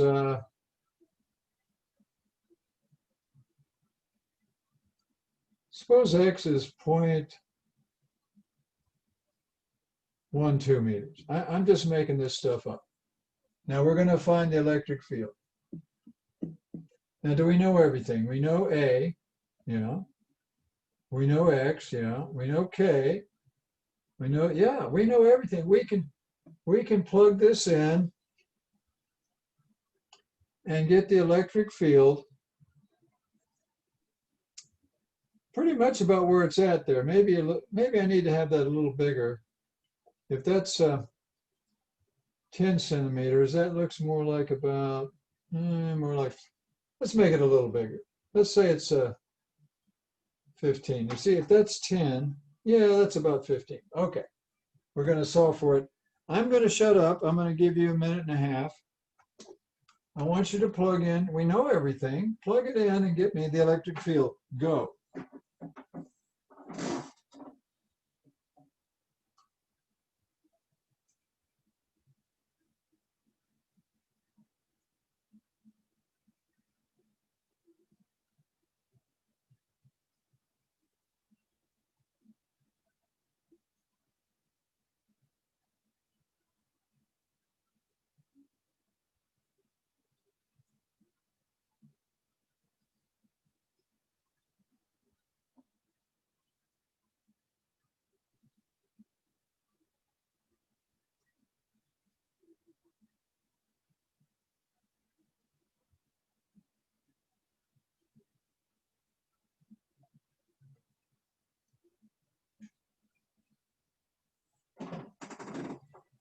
Well, I got an answer. I have no idea if it's right or not. Let's get some of your answers. How about my friend, how about Zach? Zach, did you plug that in and get an answer yet? Are you still working on it? I'm still working. Go ahead, keep working. Mine's probably wrong anyway.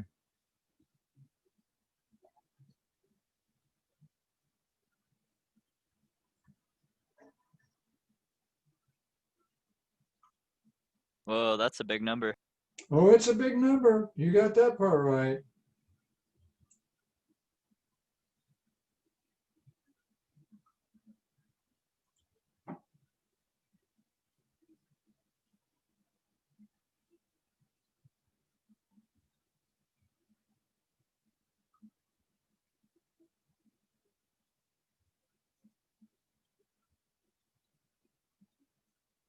Well, I got the same answer twice. It's probably right. Anybody out there want to tell me what they got? How about Stephen? Stephen, did you plug in those numbers? Did you get the electric field when X is 0.15? I got 2.76 times 10 to the 12th. You know what? I got 2.76, but I didn't get 10 to the 12th. I got 2.76. I got 2.76, 94. but I didn't get times 10 to the 12th. I got times 10 to the 6th. Yeah, And you think that might be right? that's what I got. I got times 10 to the 12th as well. Oh, you got 10 to the 12th. Well, one of us is wrong. Let's write it out and get this right.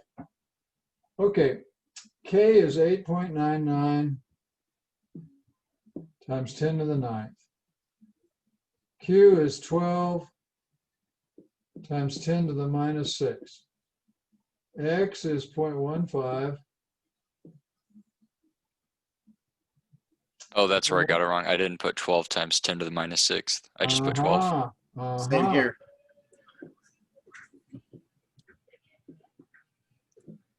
Then you have to take this to the 3/2. So we think we have the right answer, 2.76 times 2.76 times 10 to the 6th. Yeah, that'd make it right. Yeah. You know what you could do? That's newtons per coulomb. To make it fancy, you could say 2.76 mega newtons per coulomb. Okay? Mega, million. All right. Now here's the thing, guys. I actually got a different answer, so I don't know what I did wrong. Yeah. What'd you get? Well, I got 4.79. I think that's incorrect. Times 10 to the what? I didn't even get a times 10. Well, okay. I believe it's Now, plugged who am I in talking to? Josh. Josh. Josh, here's what you got to do. You got to put in 899 times 10 to the 9th, that's K. You got to put in Q, that's 12 times 10 to the minus 6. See that minus 6? Right. And then you have to put in X. X is 0.15. Correct. And in the denominator, you got to go 0.1 squared plus 0.15 squared to the 3 halves. You need to find out what you're doing wrong. Now would be a good time to find out rather than later on. Yeah, it's all plugged in just like that. Uh-huh. Oh, hang on. I might have just missed the decimal. Okay.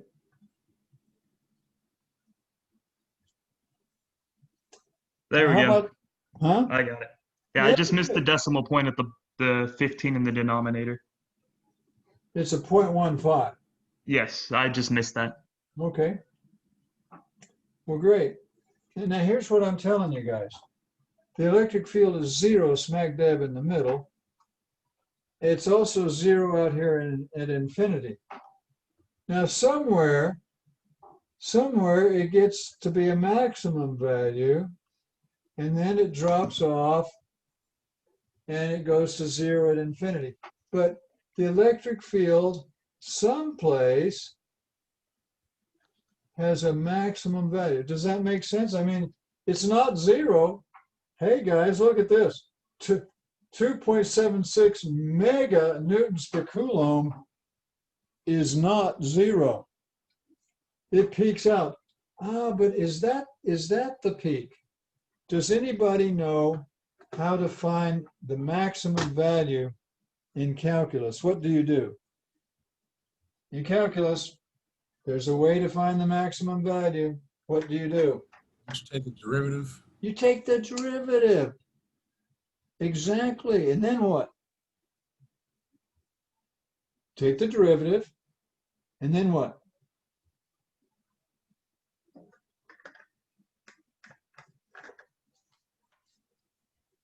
See, the derivative, I don't know if you know this, but the derivative is the slope. And guess what the slope is when you're on the very top? What's the slope there? 0. It's 0. Now, what we're talking about is dE dx. If you set the derivative equal to 0 and solve it, you can find out what the maximum value is. Let's do that. Doesn't that sound like fun? I didn't hear a whole bunch of yeses, but anyway, here we go. We're going to take the derivative of this. Now, I might need all that room, so let me write it up here where I can find it again. That's Q total is 12 microcoulombs. This is probably not the maximum. We got 2.76 meganewtons per coulomb, but I doubt if that's the maximum. We're going to find the maximum. And X, well, see, we don't know what X is. That's what we're trying to find. We're trying to find the value of X. It might not be 0.15. I don't know what it is, but we're going to find out. So what we're going to do is we're going to take the derivative of this function. Okay. Uh-oh, this is a quotient. Now I know K and Q total are constants, so they don't really matter much. But this is a quotient. You have a function here and a function there. When you have a quotient, let me put it this way. If you have a product, you use the product rule to take the derivative. If you have a quotient, what do you use? Anybody know? Let me go through Quotient that rule. again. Say that again. the quotient rule. You use the quotient rule. Very good. Yeah. Now, I don't know if you guys remember how to do it, but they taught me in school many years ago the quotient rule. You take this denominator. Now, here goes. I'm going to do it now. We're going to find the derivative with respect to x. Won't this be fun? You take the denominator, a squared plus x squared to the 3/2, and you multiply by the derivative of the numerator. Well, that's just k q total. The x kind of goes bye-bye when you take the derivative. And then you have to subtract the numerator, which is k q total x, times the derivative of the denominator. Is this ringing any bells with anybody? Probably not. Well, you could look it up in your calculus Yeah. book. Yeah, it's a So- quotient rule. Now we got to take the derivative of this denominator. Well, that's going to be 3/2 a squared plus x squared to the 1/2. But we're not quite done yet because you have to use the chain rule on that, and you have to multiply it by 2x. Did I lose anybody on that? I hope not. It's the chain rule. But you're still not done. You have to divide all that jazz by the denominator squared, if I remember right. If that's not right, you guys tell me. And when you square that, you'll just get that, because the half goes bye-bye. Okay, now if I did that right, what we're going to do is we're going to set this equal to 0. And we're going to solve for x. Well, the denominator is not going to be 0 ever, but you can make this numerator 0, I bet. We're going to factor out, tell you what, we're going to factor out k q total, because it's in both terms. And we're going to factor out a squared plus x squared to the 1/2, because believe it or not, it's in both terms.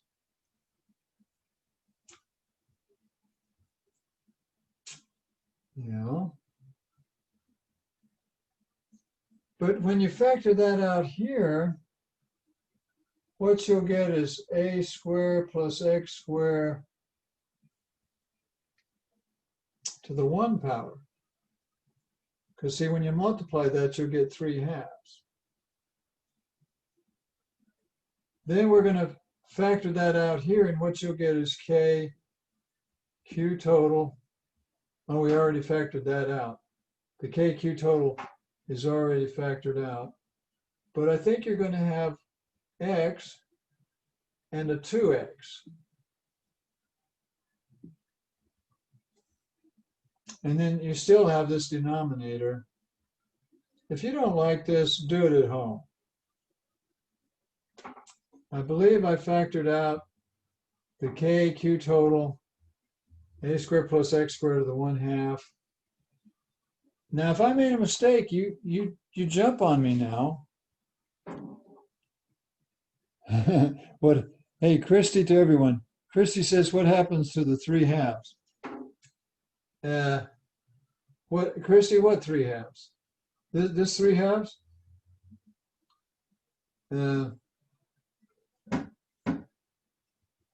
I think I goofed up, Christy, and I think I need a 3/2 here. You take that one times the derivative of that one minus that one times the derivative of that one divided by that one squared.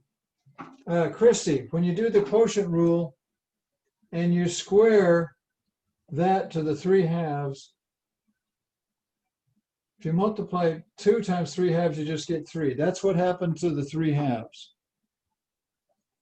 See, the quotient rule, you square the denominator. And so here we go, and we're going to set all this equal to 0 now. And we don't need to worry about that or this denominator. We just want this stuff to be 0. That's never going to be 0. You know what? It's this term here that's going to have to be 0, isn't it? Okay. I don't know if I did that right or not. I need a little room here.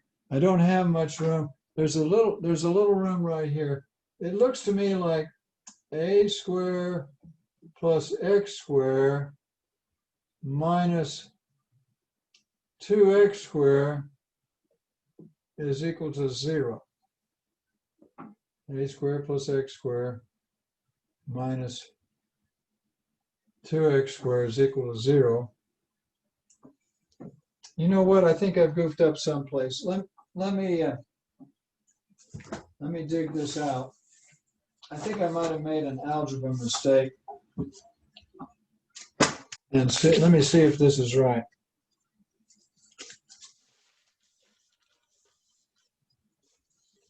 Okay.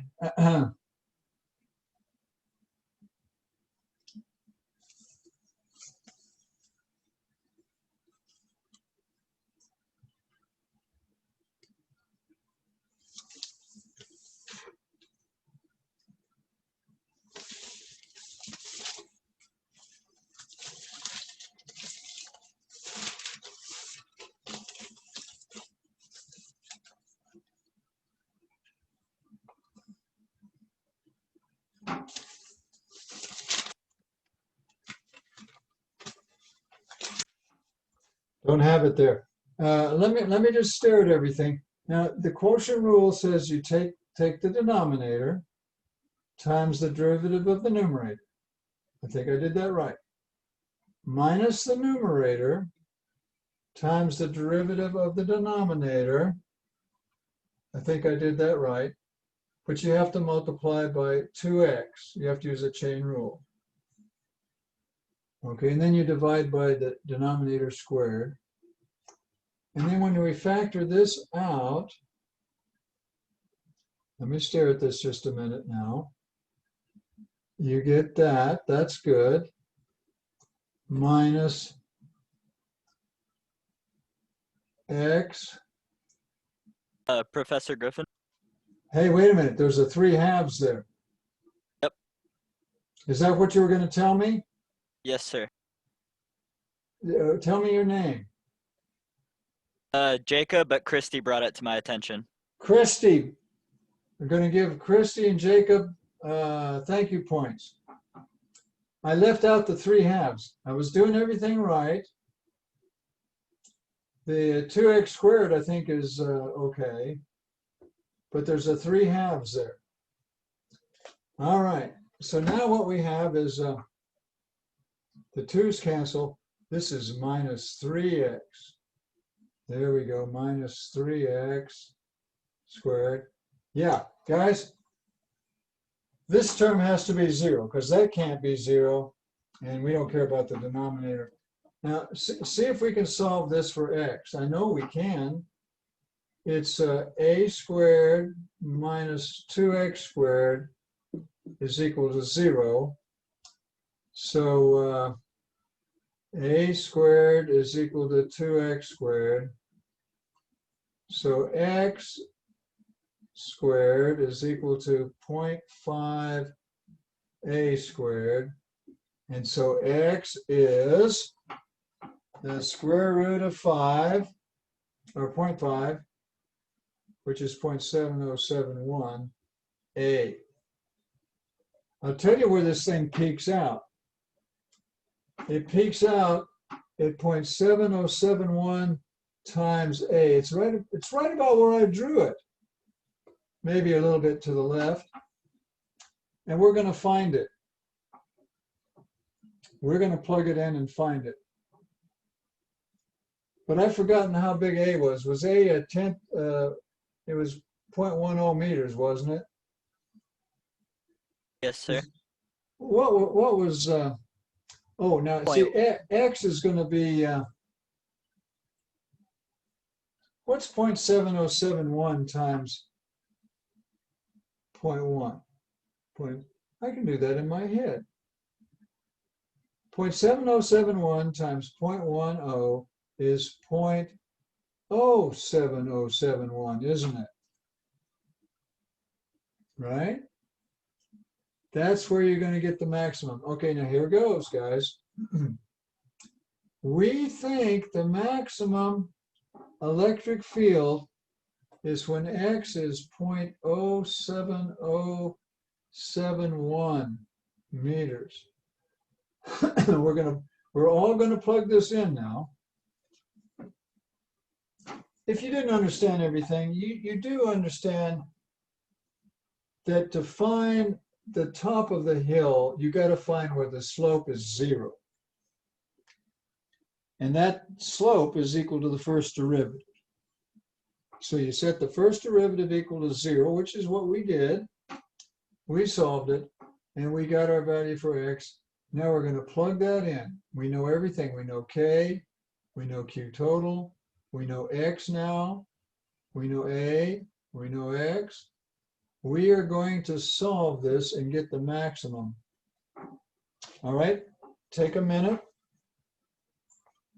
On your mark, get set, go, and find for me the maximum electric field of a ring given those dimensions.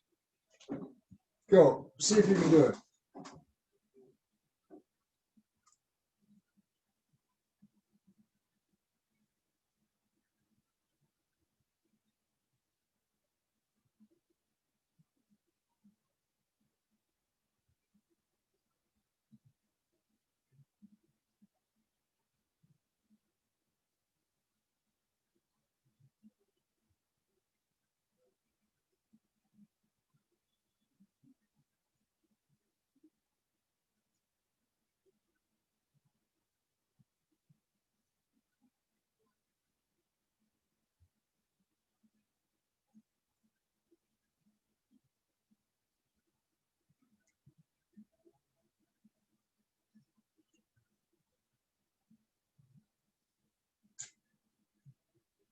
Well, I sure don't like my answer. I'm going to do it again. Must have done something wrong.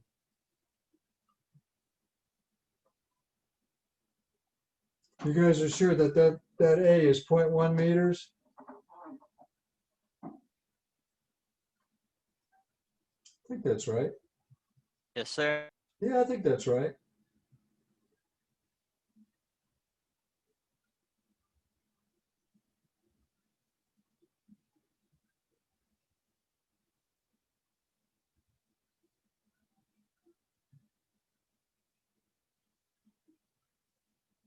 Where are we plugging into right now? We are plugging A into right here. It's 0.1 meter. We're plugging X into right here. It's 0.07071 meters. Of course, you got to plug it in here too. Q total is 12 microcoulombs, and you know K, coulombs constant. We are finding the maximum electric field of a ring, and that's what I'm doing.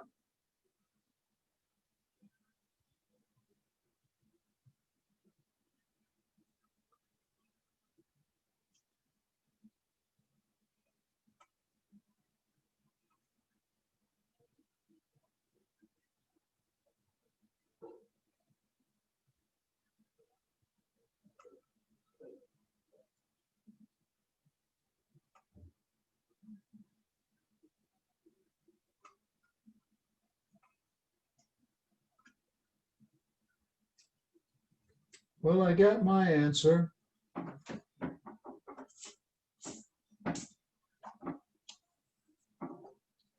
Let's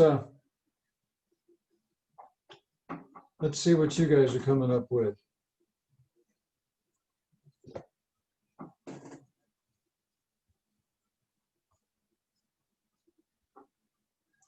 I'm coming up with 4.152 meganewtons per coulomb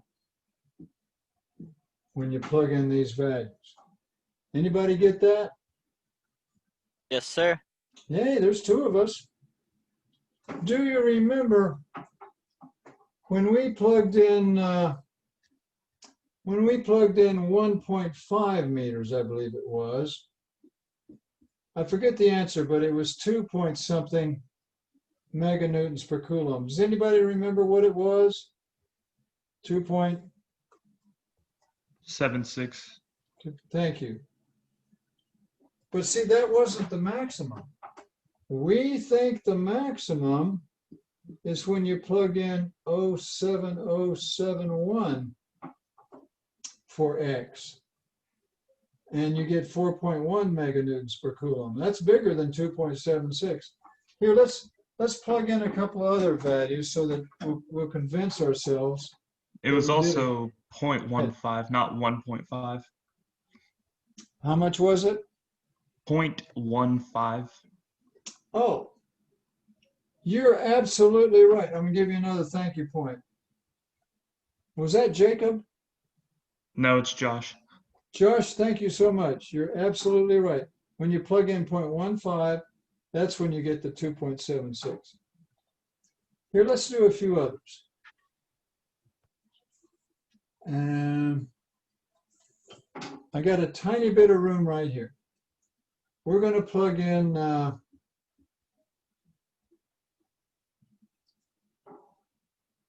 why don't we plug in 0.10? That'd be good for X. We haven't done that. So if X is 0.10 instead of 0.07, plug that in and let's see what we get. Here goes. I'm going to do it. I want you to do it. Go for it.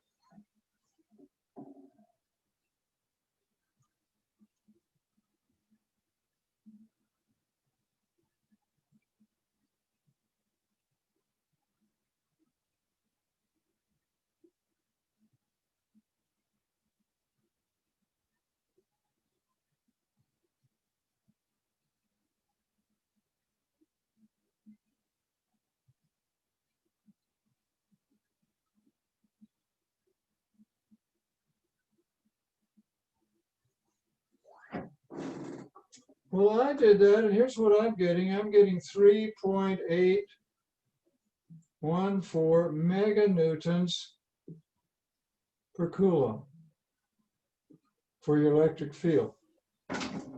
That's what I got as well. Yay, there's two of us.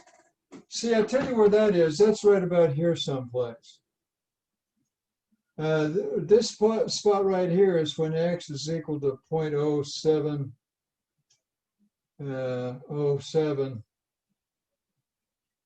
And we did one out here at 0.15, and that was when X is 0.15. We could do another one. Hey, let's do one more. We got time. We'll do one more, and then, you know, you could even make a graph of this. You could put this equation into your graphing. You guys have those graphing calculators. You could put that equation into the graphing calculator and put in a bunch of values of X, and it would graph it out. Here, let's do one more, and then we'll go on to more exciting stuff. I just need some room here. I don't need this anymore. That was fun doing that. We used the quotient rule. What if you wanted the electric field when X is 0.05?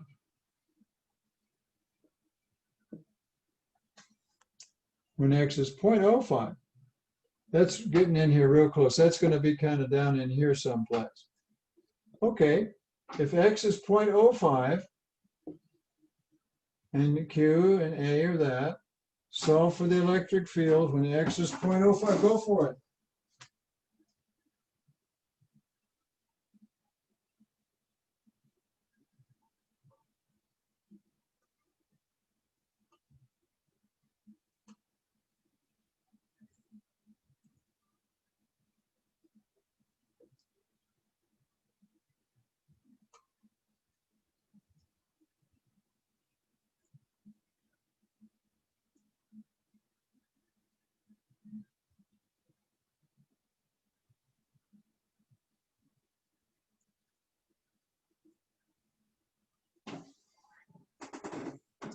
here's what I got.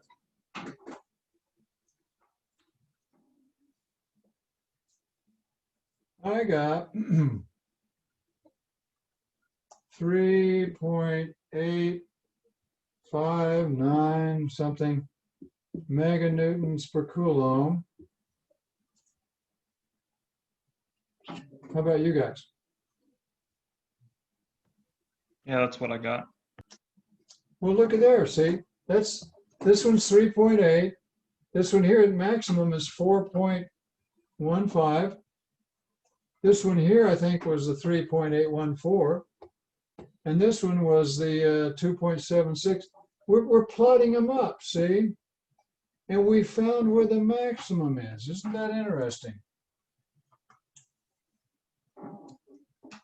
What if you had a test and you were asked to find the electric field at a certain spot? You could do it. You got the equation there. I bet you could do it. You know, K, you just plug it in, push your buttons and get it. Okay, well, let's do, let's see, we did point charges, we did a rod of charge, we did charged ring. Now let's do a plane or a disc or a sheet of charge, unless you have a question. If you have a question, ask me.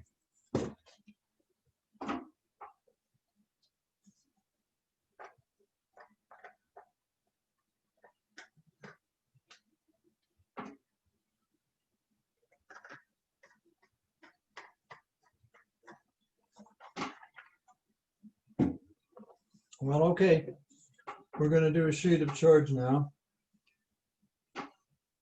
This will be fun. I told you we were going to do a little calculus tonight.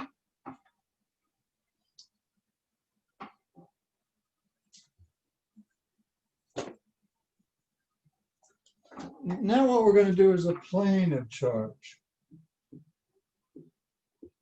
A plane or a sheet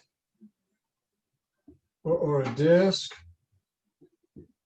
You know, a flat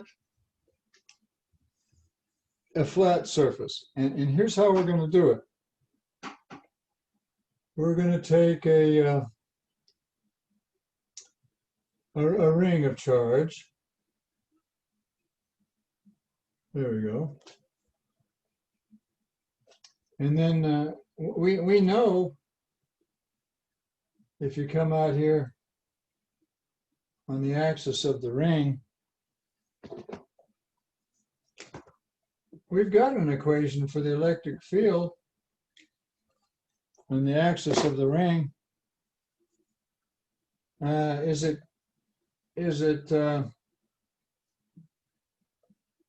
Erase all that stuff. Is it K Q X squared plus, let's call this distance Y. Instead of having an A, we'll call it Y squared plus X squared. See, here's X to the 3/2. Did I forget anything? Is that right? I did that from memory. I don't know if that's right or not. Yeah, that's right. Yeah, that's the equation you guys have been playing with. But see, here's what we're going to do. We're going to make a whole bunch of rings. Now we're going to make another one bigger around that one there, like that. So see that ring of, kind of messy. And then you're going to have the same, it'll be the same equation. It's just that the Y will be different. See that Y going to that bigger ring will be bigger. The X will stay the same. Oh, and the charge on the bigger ring will be different. And then we're going to make another ring, a bigger one, going around that ring. Hey, we need some rings on the inside too. Let's make some smaller rings.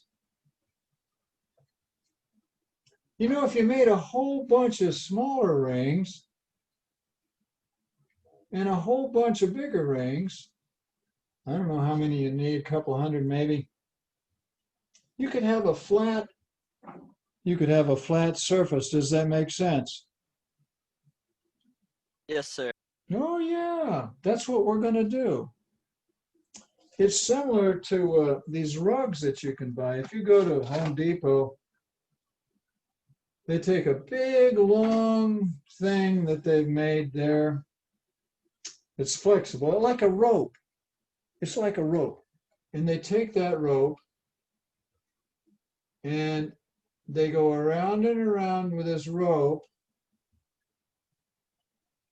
And then they stitch it. I don't know how, they got a machine or something. They stitch it. And you got yourself a nice throw rug. This is very similar, only it's that's a spiral, and this is a whole bunch of circles. It's a little different. This isn't a spiral, it's a whole bunch of circles. But it still makes a flat plane. So here's the plan. We're going to figure out the charge of each one of these rings. Now we're going to use sigma this time. Sigma, remember, is the surface charge density. That's the name of it. It's the surface charge density. And you know what it's in? It's in coulombs per square meter, isn't it? Coulombs per square meter, yeah. So here's the plan. Let's look at the charge. Let's call it dq on just one of these rings. We'll color it here. Kind of messy, but you get the idea. We're gonna pick out one of those rings. And the electric field due to that one ring is going to be K. Well, no, wait a minute. First we have to get the charge. The charge is going to be sigma times the area, which is 2 pi y dy. See, 2 pi y is the distance to the ring from the center. And 2 pi y, that's the circumference of the ring. 2 pi r, remember? Circumference of a circle is 2 pi r. And dy is the thickness of the ring. And so that gives you the area. Now, if you take sigma times the area in square meters, that'll give you the charge. See, the way it works, if you take coulombs per square meter and you multiply by square meters, guess what you get? You'll get coulombs. So there's the charge. All right. Well, let's put that in, shall we? Here we go. Now, if you want the total, you're going to have to do this. There's some room here. Let me write it in here. We want the total electric field, and that's going to be the total of all of each ring's electric field. And see, each ring's electric field is going to be this here, but the Q is going to be dq. It's given by, each ring has a different total charge. So here we go. We're going to take the integration of K dqx y squared plus x squared to the 3/2.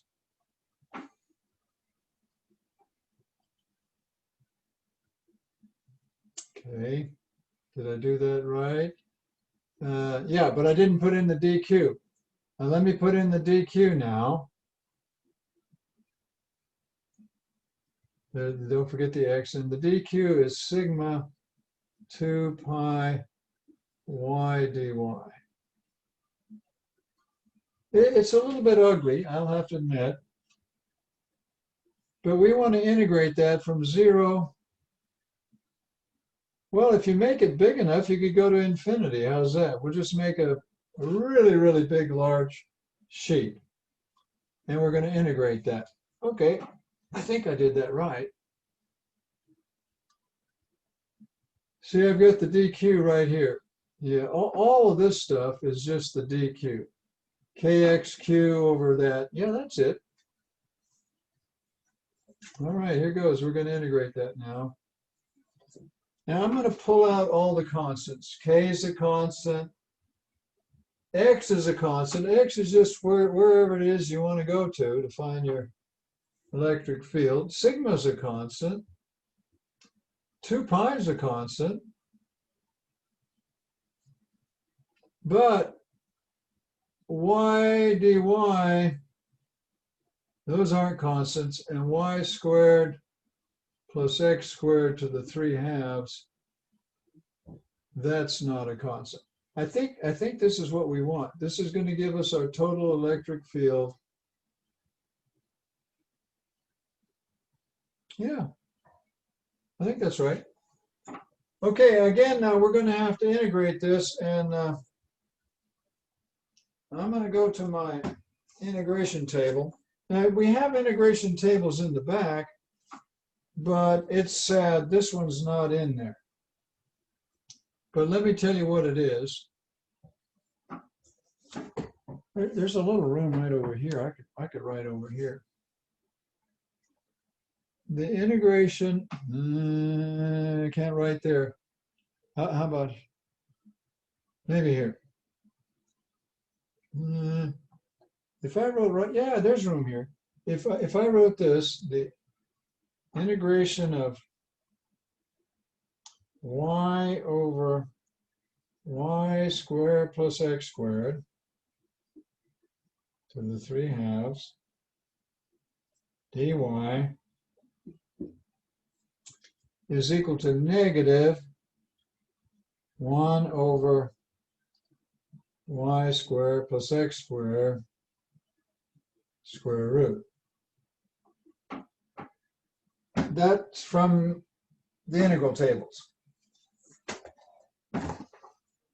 You might want to write that down and add that to your integral tables. There's a bunch of other ones in the appendix back there. And so, hey, look at that. That's our baby. That's what we want right there. See it? And we want to go from 0 to infinity. So let's do it. Here goes. The electric field will be Kx sigma 2 pi times this, times minus 1 over y squared plus x squared square root, minus a minus 1 over, well, this would be infinity. The y squared would be infinity. It's the same thing here. It's just that this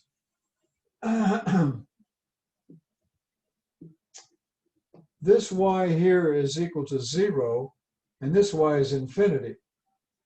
Well, this term drops out. If you have a denominator of infinity, that thing's a 0, and 2 minuses make a plus.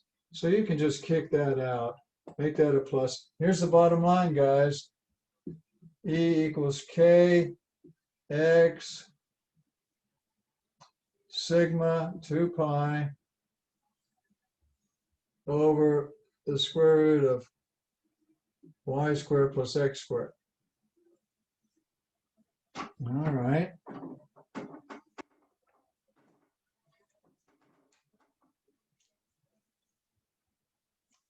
Well, I don't recognize that at all. Maybe I goofed up. Let me think here just a minute.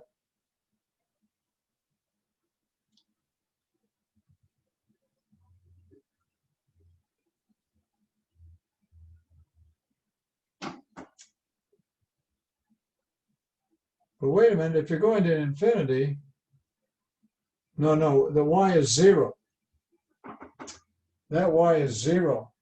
See, this y is infinity, but that y is 0. So that y goes bye-bye. And you take the square root of x squared, you just get x. Well, that x and that x cancel out, guys. Look at there. So bottom line is, I don't have much room. The electric field of a infinite disk is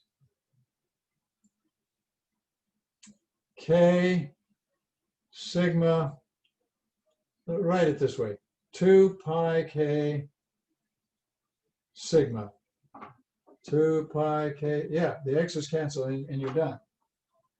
Now the way they usually write that, I need a little room here. Let's put it up here. We did that, we integrated it.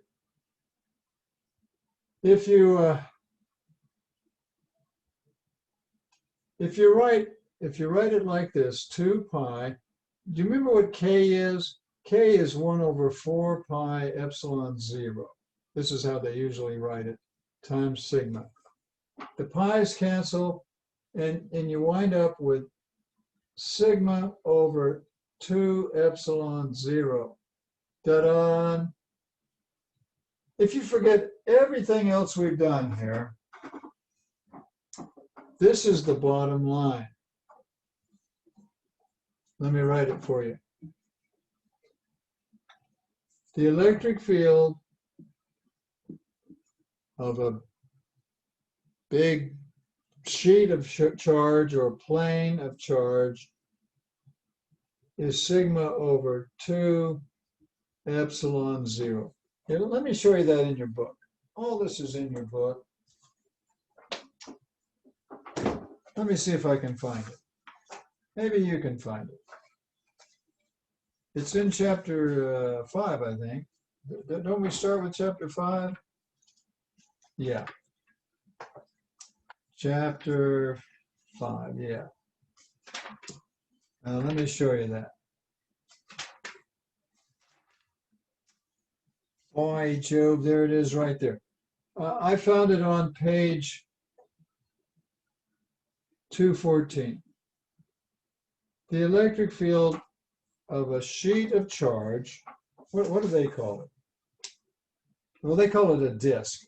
If it's an infinite disk or a very large disk or a plane or a sheet, it's on page 214. There's the equation.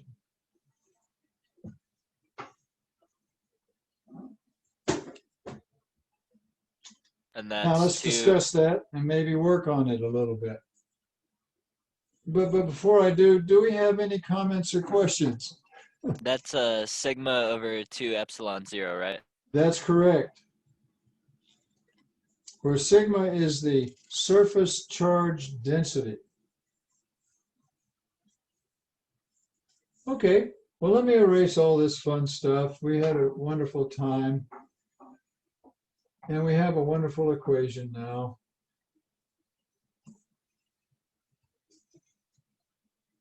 Let's just show you some examples. Now remember K is 8.99 times 10 to the 9.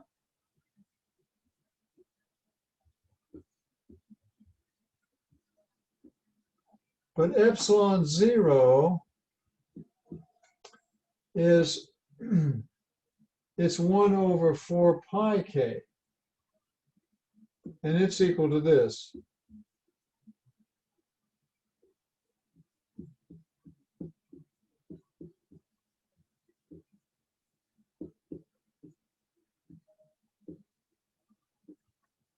Hope you can read my writing.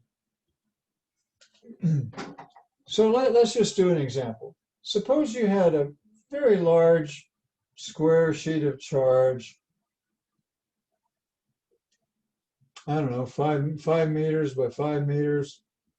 What do you got, 25 square meters there? And suppose you charge it up.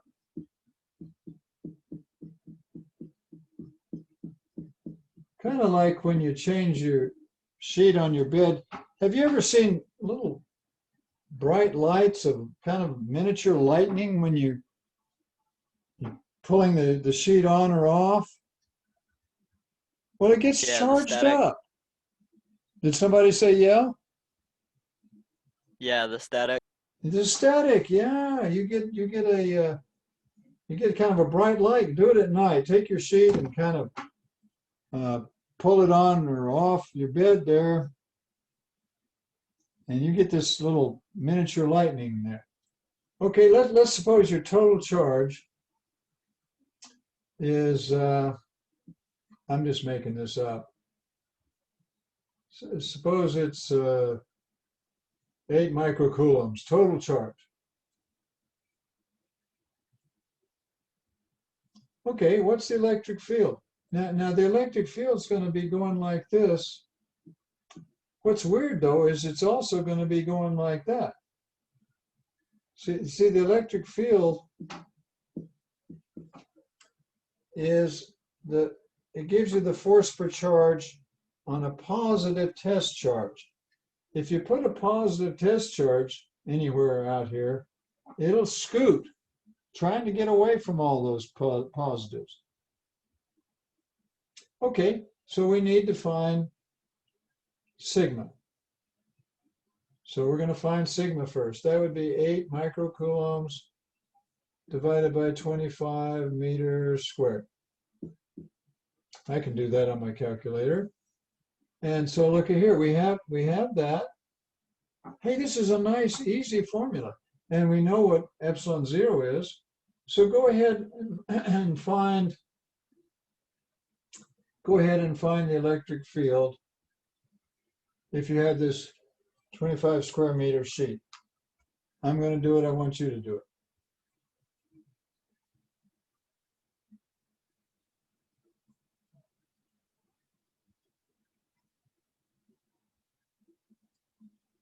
Now I did this and I got 3 point.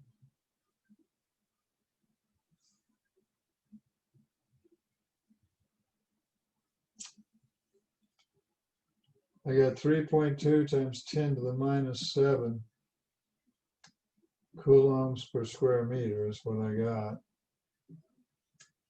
But when you plug it in here, we're going to get our electric field now.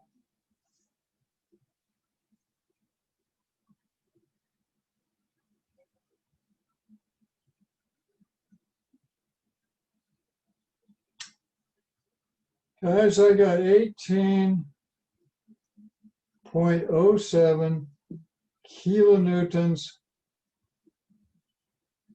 per coulomb. Did anybody get that?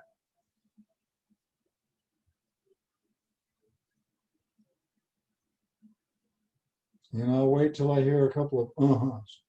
Christy did. Yay, there's one. I want to hear a couple more though.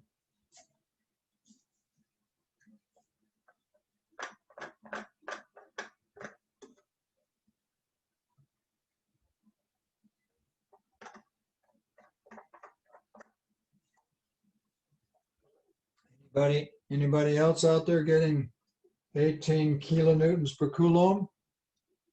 I'm still entering. I'm sorry. I'm still plugging it in. Oh yeah, take your time.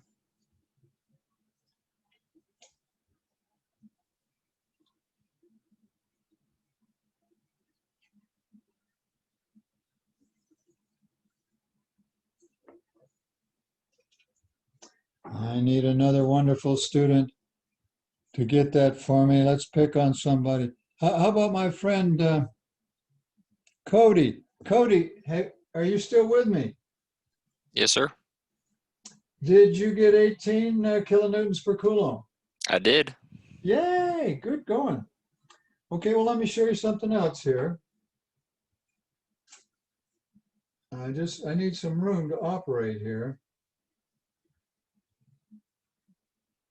I actually didn't get that answer you just erased. That 8 divided by 8 microcoulombs divided by 25 meters squared. Yeah, we had a total charge of 8 microcoulombs, I think. Isn't that what we had?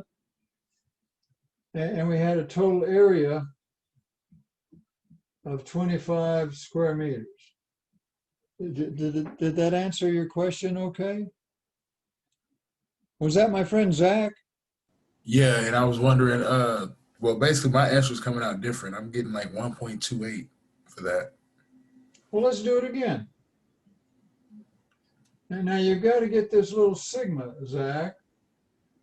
Yeah, that's And what I'm what that is 8 microcoulombs divided by 25 square meters. Now let me do that. Hang on.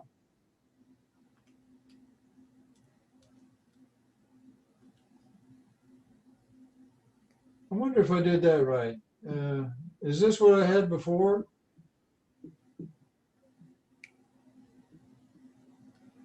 Yeah, what am I doing different? I'm not getting that. Well, take 8 and divide it by 25. What's 8 divided by 25? 8 divided by 25? Yeah.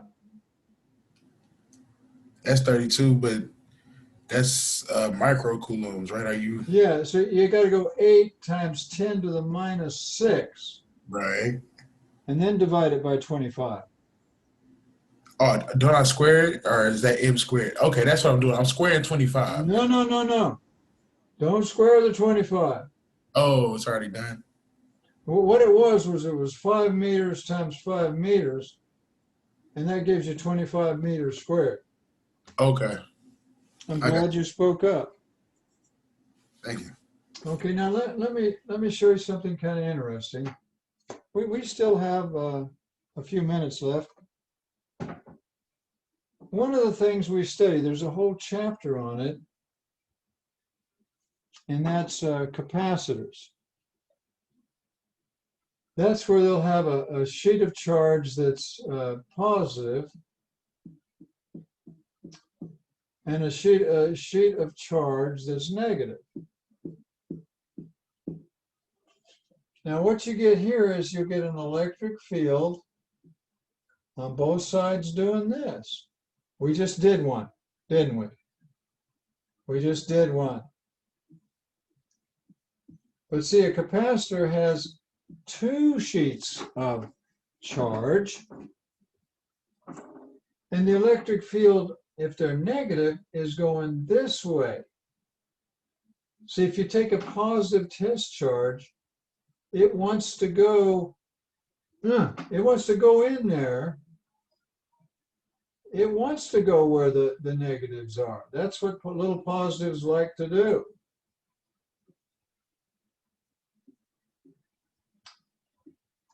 So here's an interesting thing.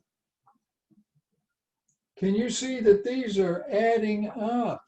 What you got here is sigma over 2 epsilon 0, and this one here is sigma over 2 epsilon 0, and they're adding up. What is sigma over 2 epsilon 0 plus sigma over 2 epsilon 0? What do you think it is? Here, I'll write it out. Sigma over 2 epsilon 0 plus sigma over 2 epsilon 0 equals what? Here, I'll pick on somebody. How about my friend Christy? Christy, you've helped us out a bunch tonight. What happens when you take these and add them? What do you get?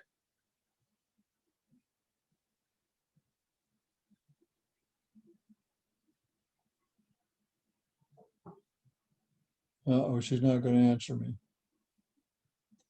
We'll pick on Cody. Cody, what happens when you take sigma over 2 epsilon 0 and sigma over 2 epsilon 0 and add them? What do you get, Cody?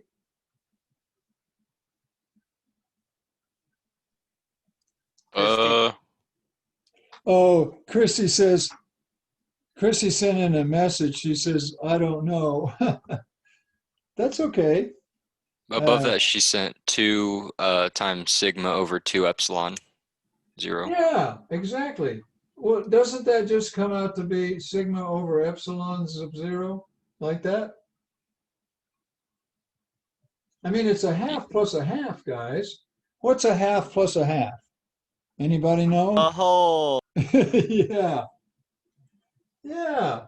There you go. So we found out an interesting thing. Now, inside a capacitor, the electric field is sigma over epsilon zero. Oh, interesting. Now, I want you to understand, though, that these go forever. These are electric fields. They go forever. Did you know that TV programs that they did back in the 50s, I Love Lucy and all like that, they are going out into space at the speed of light. In a year, at the speed of light, they go a distance of 1 light year.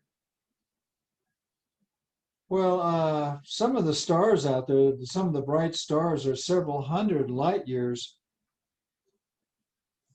I Love Lucy hasn't made it to those stars yet. I think Betelgeuse is 600 light years away.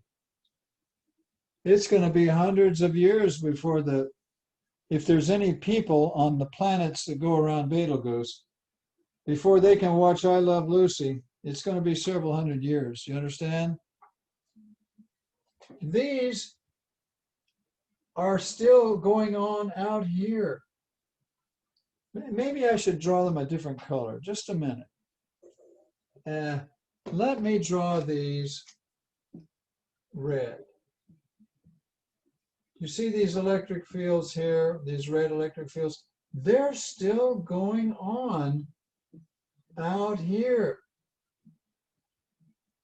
They go forever. And look, they cancel out with these. So out here you have 0 electric field. Now the same thing happens here. I wish I had another color. I had a blue one. Just a minute. Let me find that blue one.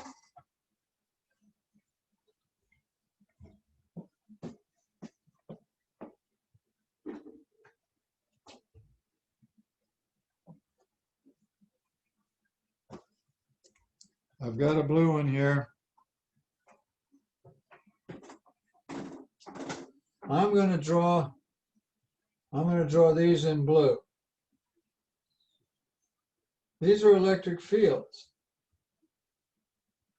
They go on forever. They're out here. Those blue ones are operating out here too. Now wait a minute. No. I'm getting mixed up. I was doing fine, and I'm getting mixed up. I don't want to do those blue ones. I want to color these blue here. Here we go.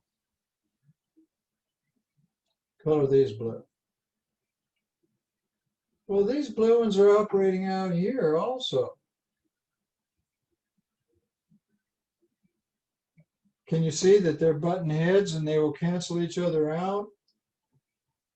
And what you'll have out here is 0 electric field. 0 electric field out there.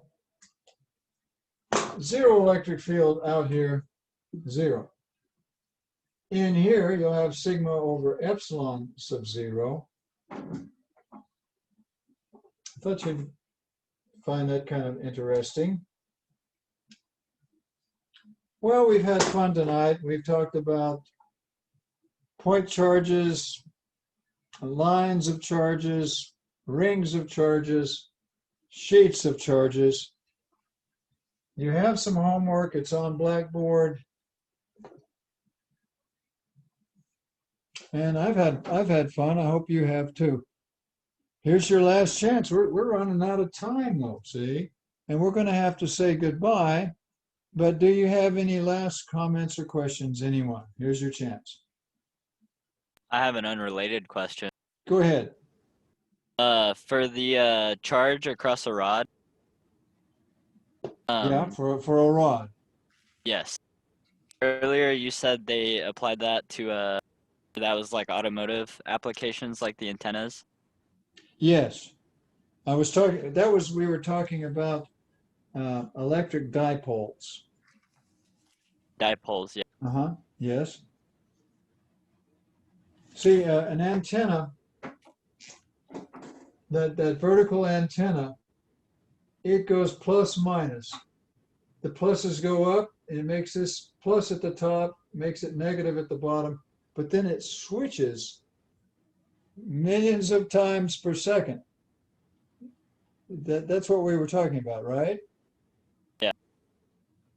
Yeah, what was your question on that? Never mind. You pretty much answered it. Okay. Which Anybody else?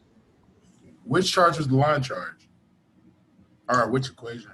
The line of charge. Yeah.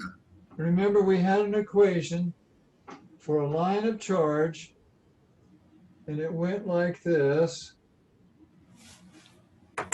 2K 2K.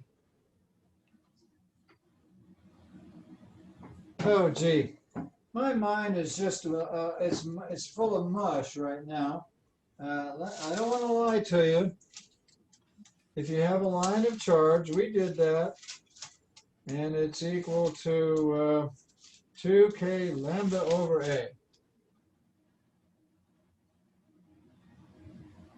where A is the distance from the line of charge, and you know what K is. It's Coulomb's constant. And lambda is what they call the linear charge density. That's supposed to be a lambda. All right, so that's the one you call the long charge. Okay. That's for a line of charge, or a rod. You could talk about a rod. Now, if it's a short rod, you have to multiply this by the sine of theta sub 0. We talked about that. If it's a very long rod, that theta approaches 90, and the sine of 90 is 1. Okay, anybody else? Here's your chance. Last chance for any comments or questions. Well, we'll have fun on Thursday. Do that safety agreement for me, please. Read about the experiment that we're going to do on Thursday. Anything else? Last call. 5, 4, 3, 2, 1. Goodbye, y'all. Bye-bye. You're supposed to say bye-bye. Nobody's going to say bye-bye. There we go. See you later. Okay? Bye-bye.